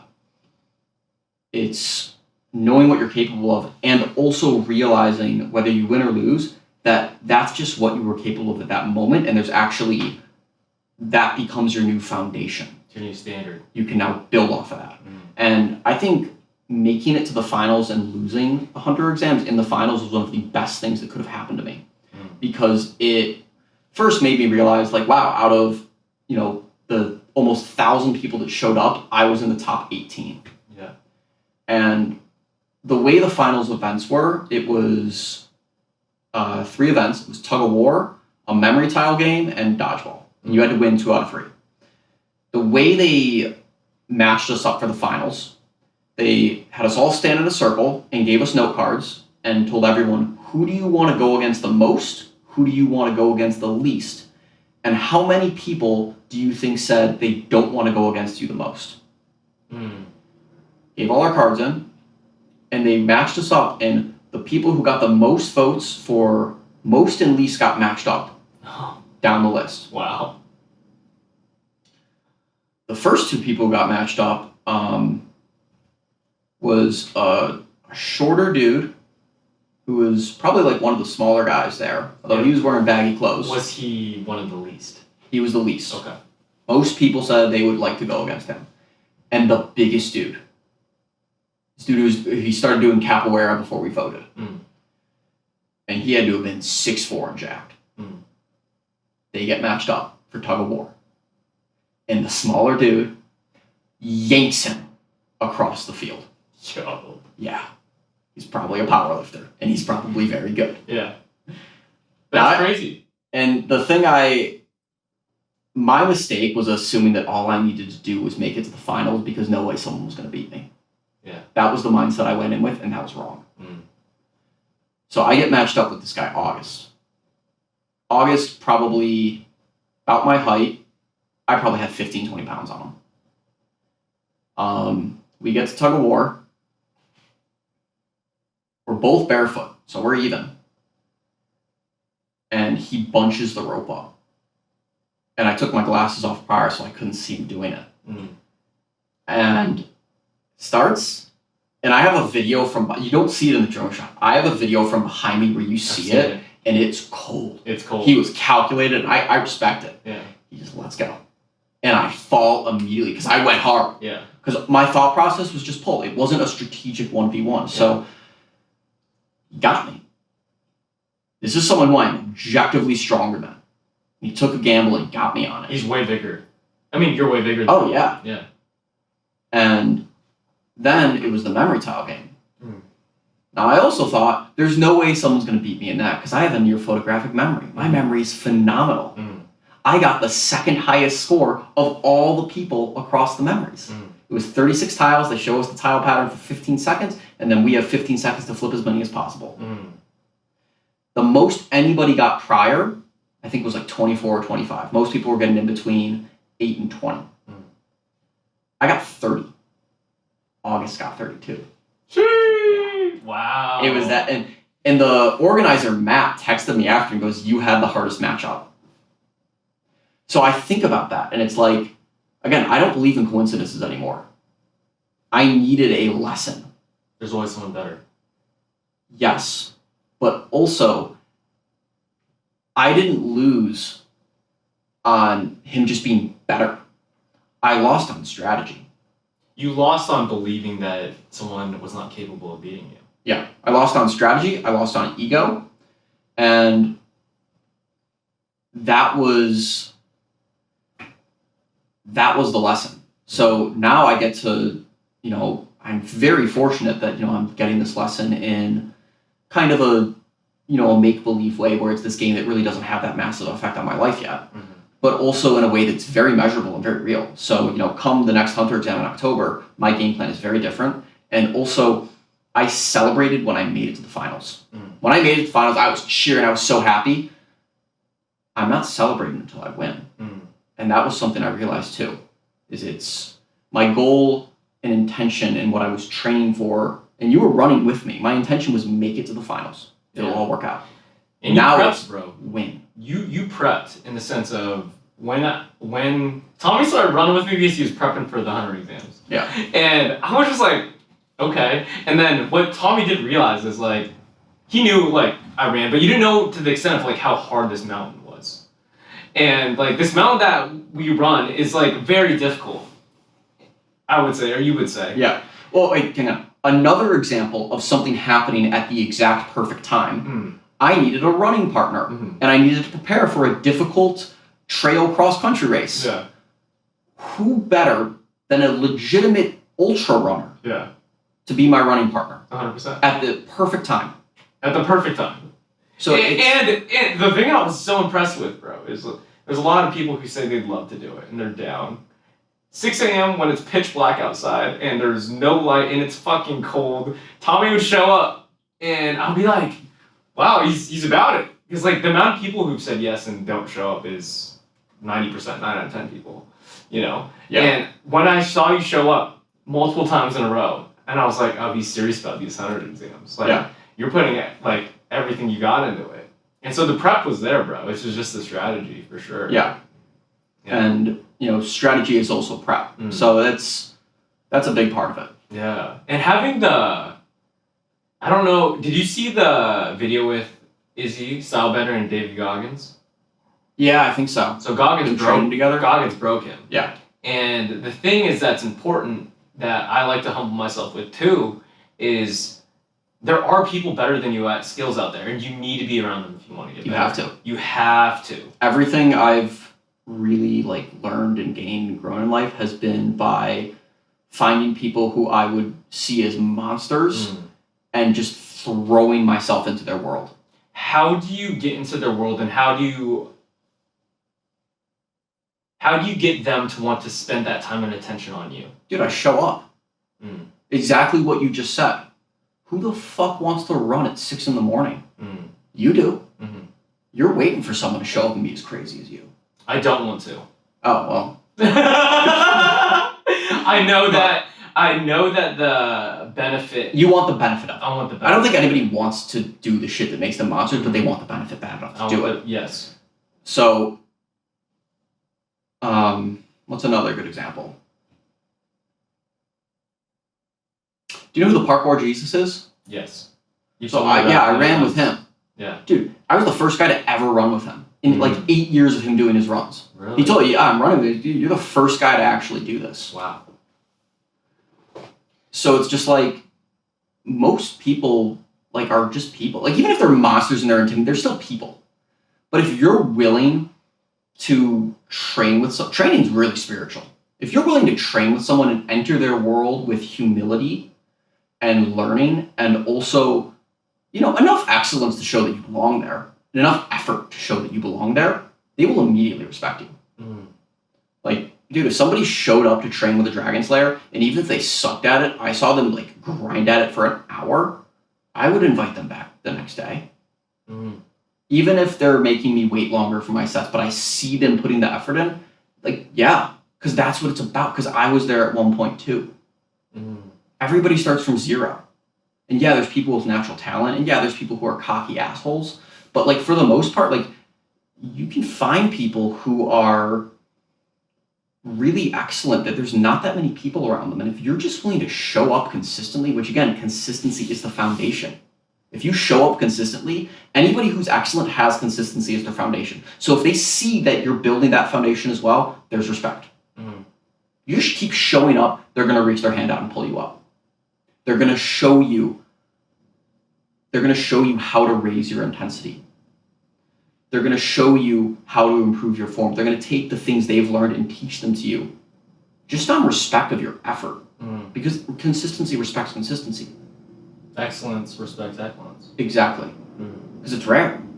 So it's... And to be exceptional, you have to be the exception as well. Yeah, you have to be the one who gets up at 5 a.m. Have to. You have to be the one to spend 8 hours on your website to make it good. Yeah, it's... But it also makes you different, bro. Like, it makes you stand out. And there's a lot of people who don't like that. There's a lot of people who don't get along with people like that. Yeah, it's abrasive. Yeah. It's abrasive. And I've realized it too. Like, I'm not for everyone. And I don't really want to be anymore. So I'm more... And it's not that I don't like people. I love people. But I understand that what I have to offer as myself is not something that most people want to receive. And rather than be that person around people who aren't receptive to that, I would rather, on some level, gatekeep my personality for people who, like, I'm actually energized by their presence. And I'm motivated to go further and lean into that more. I think it's important. And I also think it's important to, regardless of how hard it hurts or how much it hurts, to cut off the people who don't do that. Like, to a very selfish standpoint. Yeah, I don't think cut off is necessary, but because sometimes you don't even have to communicate boundaries. Sometimes people just get it. Like my best friend back home, Nico, love that guy. We've been best friends since 17. Like, we see each other and talk every few months. It's like we saw each other the day before and still hang out all the time. Love that.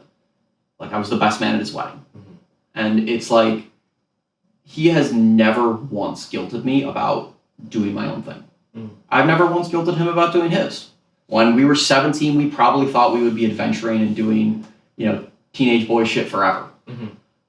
And, he got married and I moved to LA and we're doing different things. Totally different. And it's like, but it's not,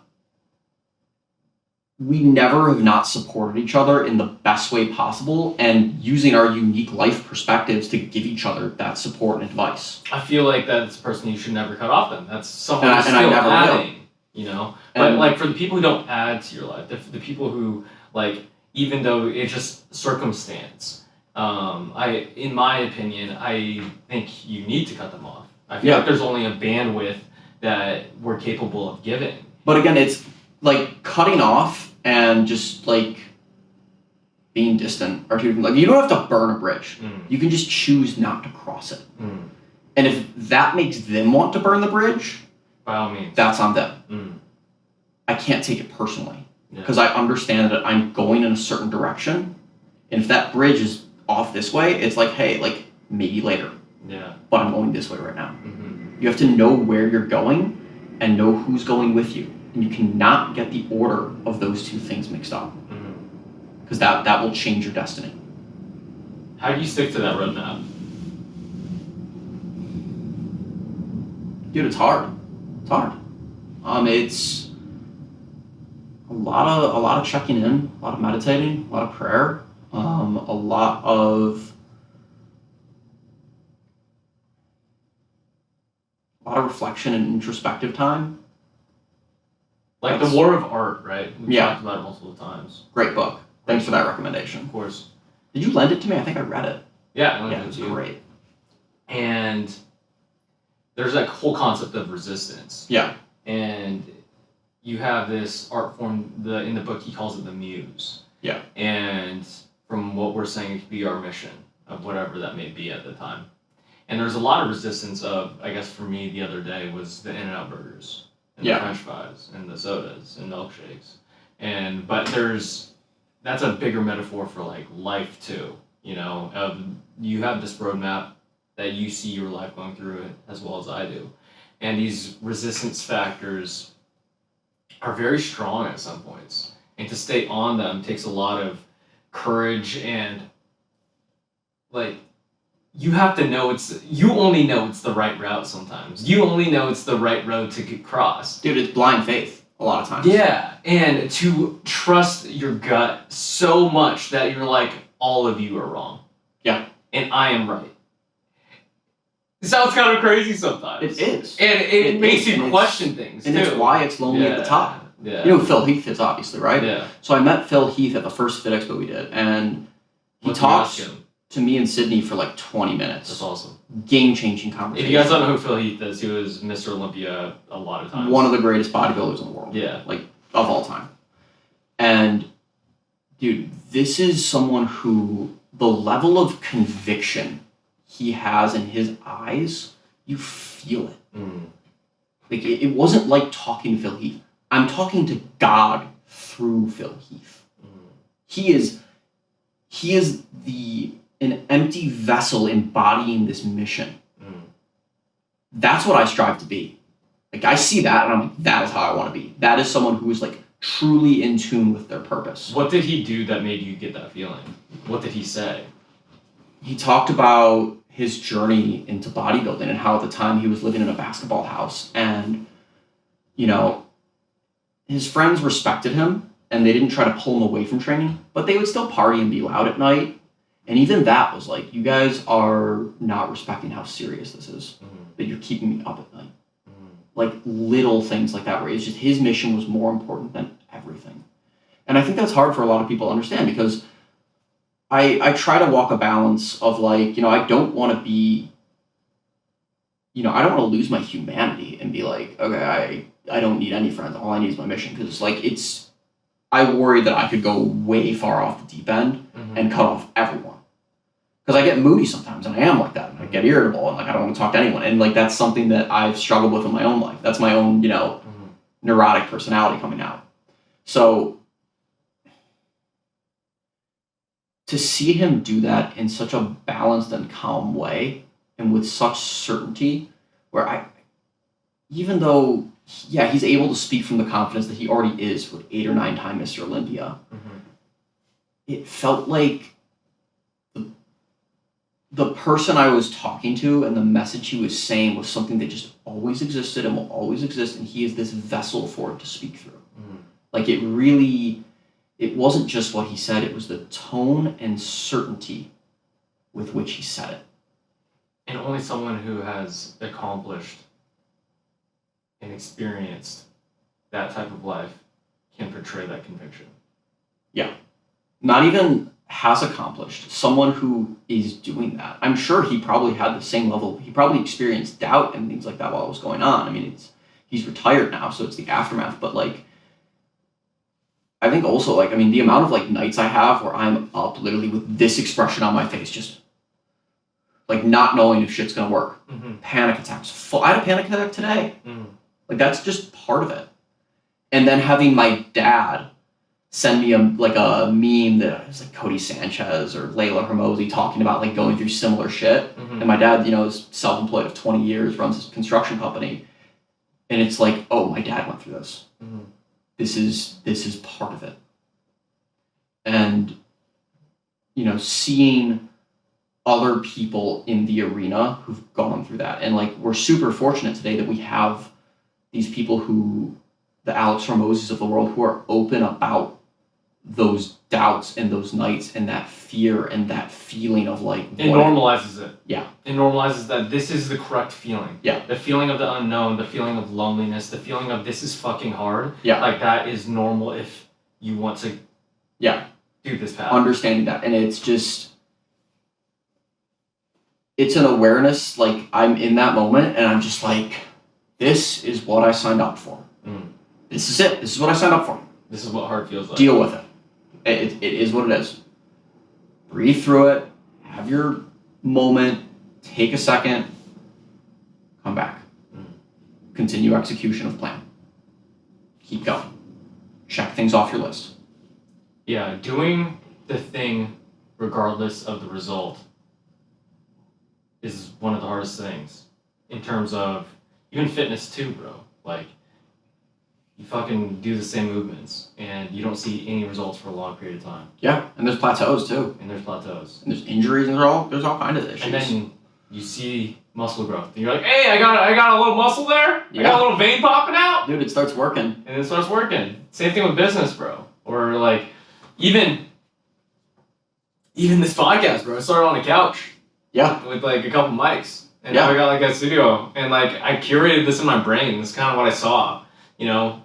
And like, just having that ability to envision like what you want and then it happens, but you kind of feel like you were just a vessel of it. Like, you know, I know I put like the work in to do it, but then it's just here now. Yeah, once it's over, it's over. Yeah. And it's like, okay, I did this and now like it's over. Like, it's on to the next mission. It's on to the next thing. Yeah, like you asked about social following earlier. The most exciting gain of following on social media was the first night stuff went viral and it has not been exciting since. There's times when it's been relieving where like sales have tanked and I haven't had a viral video and then I do get a viral video and it picks back up and it's like, okay, I'm still in this. But like, it's never been exciting since. It's just like, okay, this is now my new norm. We're back to baseline. What do I do from here? Still need to eat today. Still need to make money today. Still need to create more content. Still need to do things. And it's not like I'm just exalted to this new social class that now I'm different than people. Like, no, I'm still like a working class person running a small business. What I love about that, what you just said, dude, is that these millionaires, these billionaires, these people who own big businesses, as well as any type of person that you look up to, they're all human. They still have to eat, right? Yeah. They have to, they need a roof over their head. They need all these things. It made me realize how important the soft skills are. How important just your regular human systems are of what's, like, how do you systemize eating breakfast? How do you systemize laundry? How do you systemize those things in your life? Because everyone has to deal with it. And if you could win in that arena, it's definitely going to help you in any aspect of your life. Very Jordan Peterson, clean your room of you. Yeah, but it's a real thing. Yeah. It's a real thing. I used to just woo-woo it. I'm like, yeah, I make my bed. But like, you don't need... Your space is an extension of your mind. Like this podcast studio is a perfect example. You thought of this in your mind. You created it and placed it into your reality. Now it's here. You took it out of your head, you put it here. It's still in your reality. It was in your reality in your head. Now it's extended. But it's still like a piece of you and your immediate reality that you're constantly interacting with and using. Yeah. And because it's now external, you can invite other people into it. That's what creating something does. The Dragon Slayer is the same thing. I had this idea. I want to train and swing with giant swords because I think the strength training, the movements of swords with more resistance will be great for strength training. I created it. I put it into reality, and other people can now experience it. So that's what I like to call mental alchemy, which is just this process of from visualization and like imagination into reality, where it can then be shared. Tangible.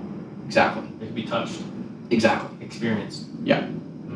And that's a very, very powerful thing. And it's something that really only humans can do.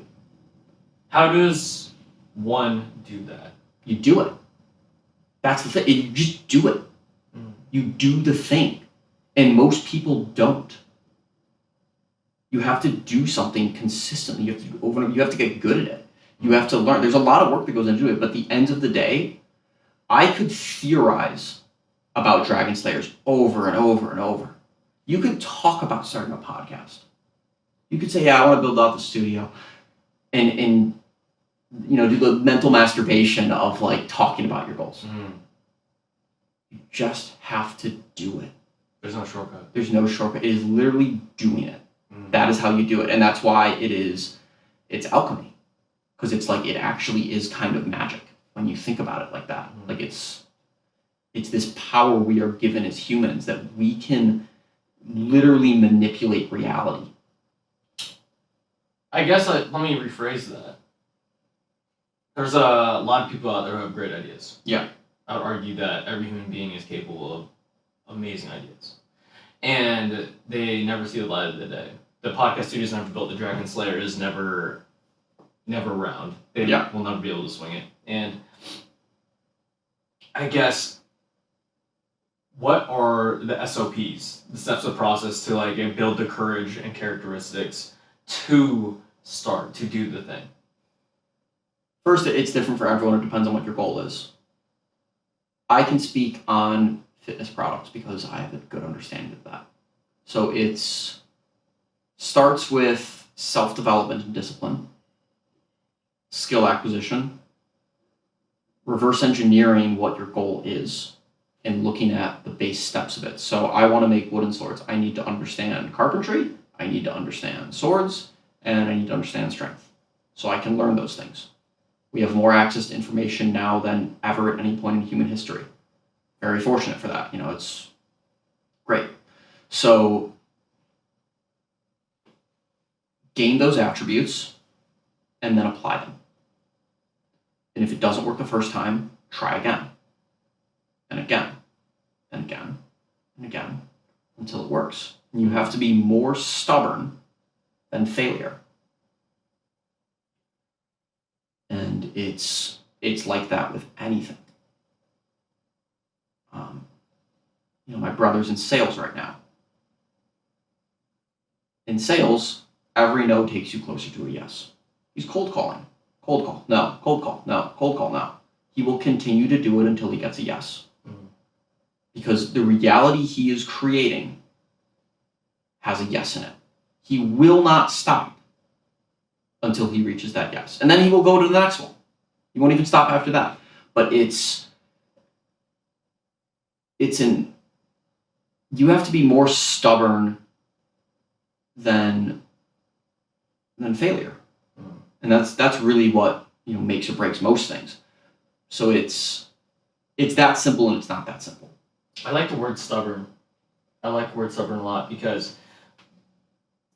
a lot of people will just say like, keep trying, keep doing the thing. But being stubborn and doing it, it's like you're gonna do it because that you have the delusion. Yeah. But also it's not delusional. It's not. You have this delusion until it's the only way. Yeah. Like until that success, like you are delusional. It will work. You have to know. Yeah, like you have deep to know. Inside. And that's like one of the things I'm really grateful I got to learn Kung Fu growing up is that's what Kung Fu is. Is this is something you will not do it on your first try. By definition of what this is, you cannot do it on your first try. Because it requires repetition just to understand it. And even in Kung Fu, if you're naturally good at it, generally, long-term, you won't do as well as people who aren't. Because when you have to start working hard, you fall off because you weren't used to it. Yeah. And to loop back all the way back to the 72 methods, none of it's really about martial arts. It's about development of the body, development of senses, development of skills, things like running up a wall. It's being able to, a cool one is you can teaching yourself to look at an anthill with ants and count how many ants there are really quickly. And that translates to then seeing, it's development of the eyesight to be able to see a volley of arrows coming at you and know where to stand to not get hit by arrows. It's just like crazy shit that they wrote about and talked about and thought about. And these are just monks sitting on a mountain that have nothing better to do than these things. But the idea of That's why you got 30 of those cards, bro. You be counting ants out here. Yeah, so it's like it's scaled down. Like, okay, the way it starts is you would look at these slats on the wall. Yeah. And you would want to count how many of them there are as fast as possible. And even if you know how many, you actually want to individually count them. So there's 12 on each board, except the shorter ones. 7 and 7. Yeah. 7 and 8. Yeah. So it's that. And then you transition to bricks on a wall. Then you transition to ants that are moving. Now it's even harder because they're moving. So it starts like that. And it breaks down these skills with the intention of like, you're going to spend 1 to 3 hours a day on this for 5 to 10 years. And you will do nothing but that. You will do it every single day. And you will live in this mountain and meditate and do this skill. And you will be able to do it. Back to those soft skills, bro. Like, I don't think people realize how beneficial it could be to count like a ton of ants. I mean, for focusing purpose in this day and age where everybody's addicted to dopamine and doesn't have a long attention span, yeah. You can get the same benefit from meditating. I don't know how many people need to be prepared for a volley of arrows anymore, but it's... I think the volley of arrows is every single day, bro. I think it's your phone. Yeah. I think it's that attention. Like, Dude, the phone is the ring of power.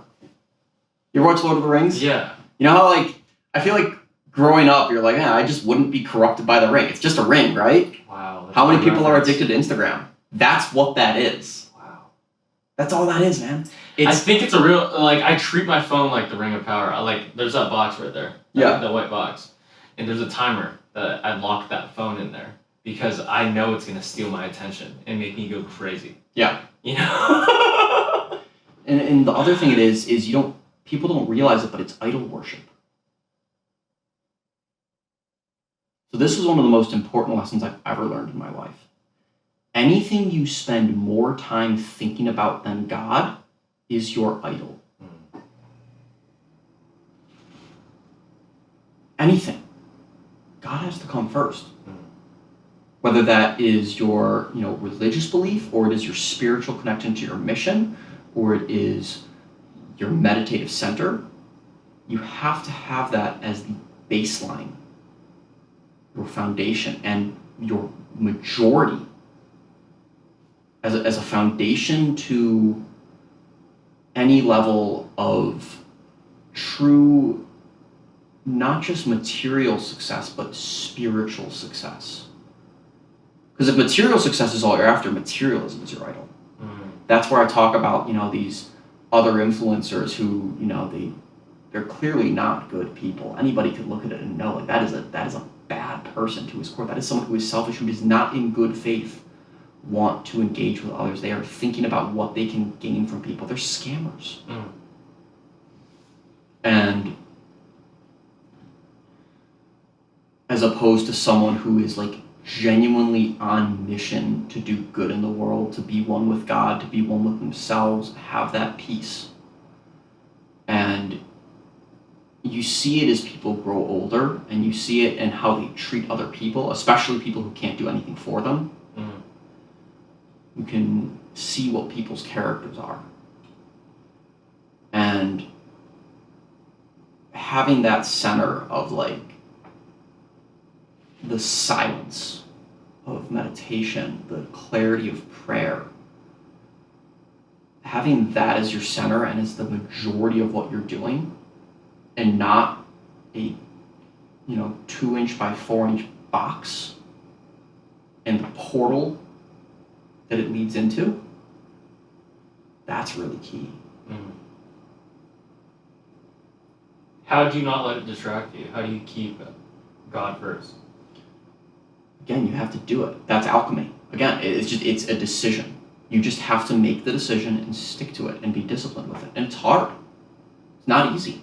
I struggle with it. I'm not perfect. I mess that up plenty of days, probably more days than not. Like, I say that as a hypocrite, as someone who has failed to do that, probably for most of my life.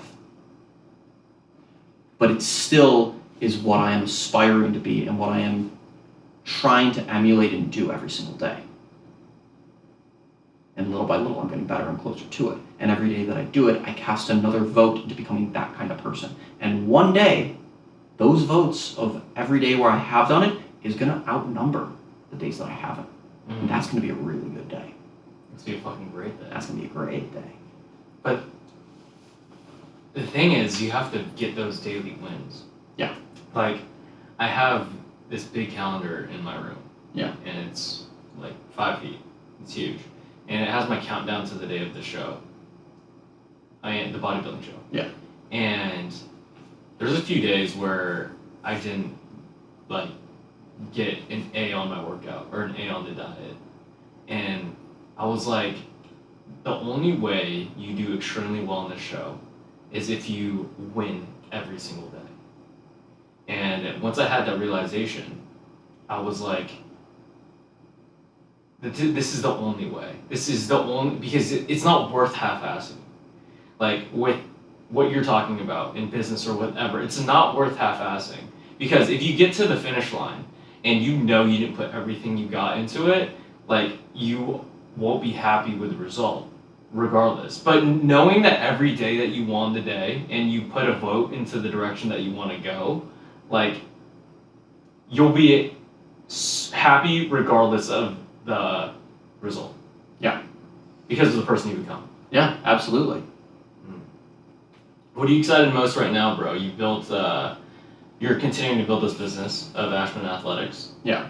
Building out the hip helper as well. Building out the hip helper. Yeah. Business number 2. Business number 2. And social media is growing, and like, you took the risk, 4 years ago now, leaving Stretch Lab? No. It's been almost 2 years, actually. It's only been 2 years. It was the end of May of 2023. Dang, bro. It's not that long ago. Dude, I haven't known you for 4 years. We always do this. You thought you knew me for like 5 years. It hadn't even been 2. Yeah. That's quality, man. Quality time. It weighs out quantity. Yeah. But most excited right now. I'm going to tell you what I'm most nervous for. Okay. Because that needs to transmute into being excited. And it is putting out more long-form educational content about health and fitness. And more content about... Why are you nervous about it? Everything I told you earlier. Mm.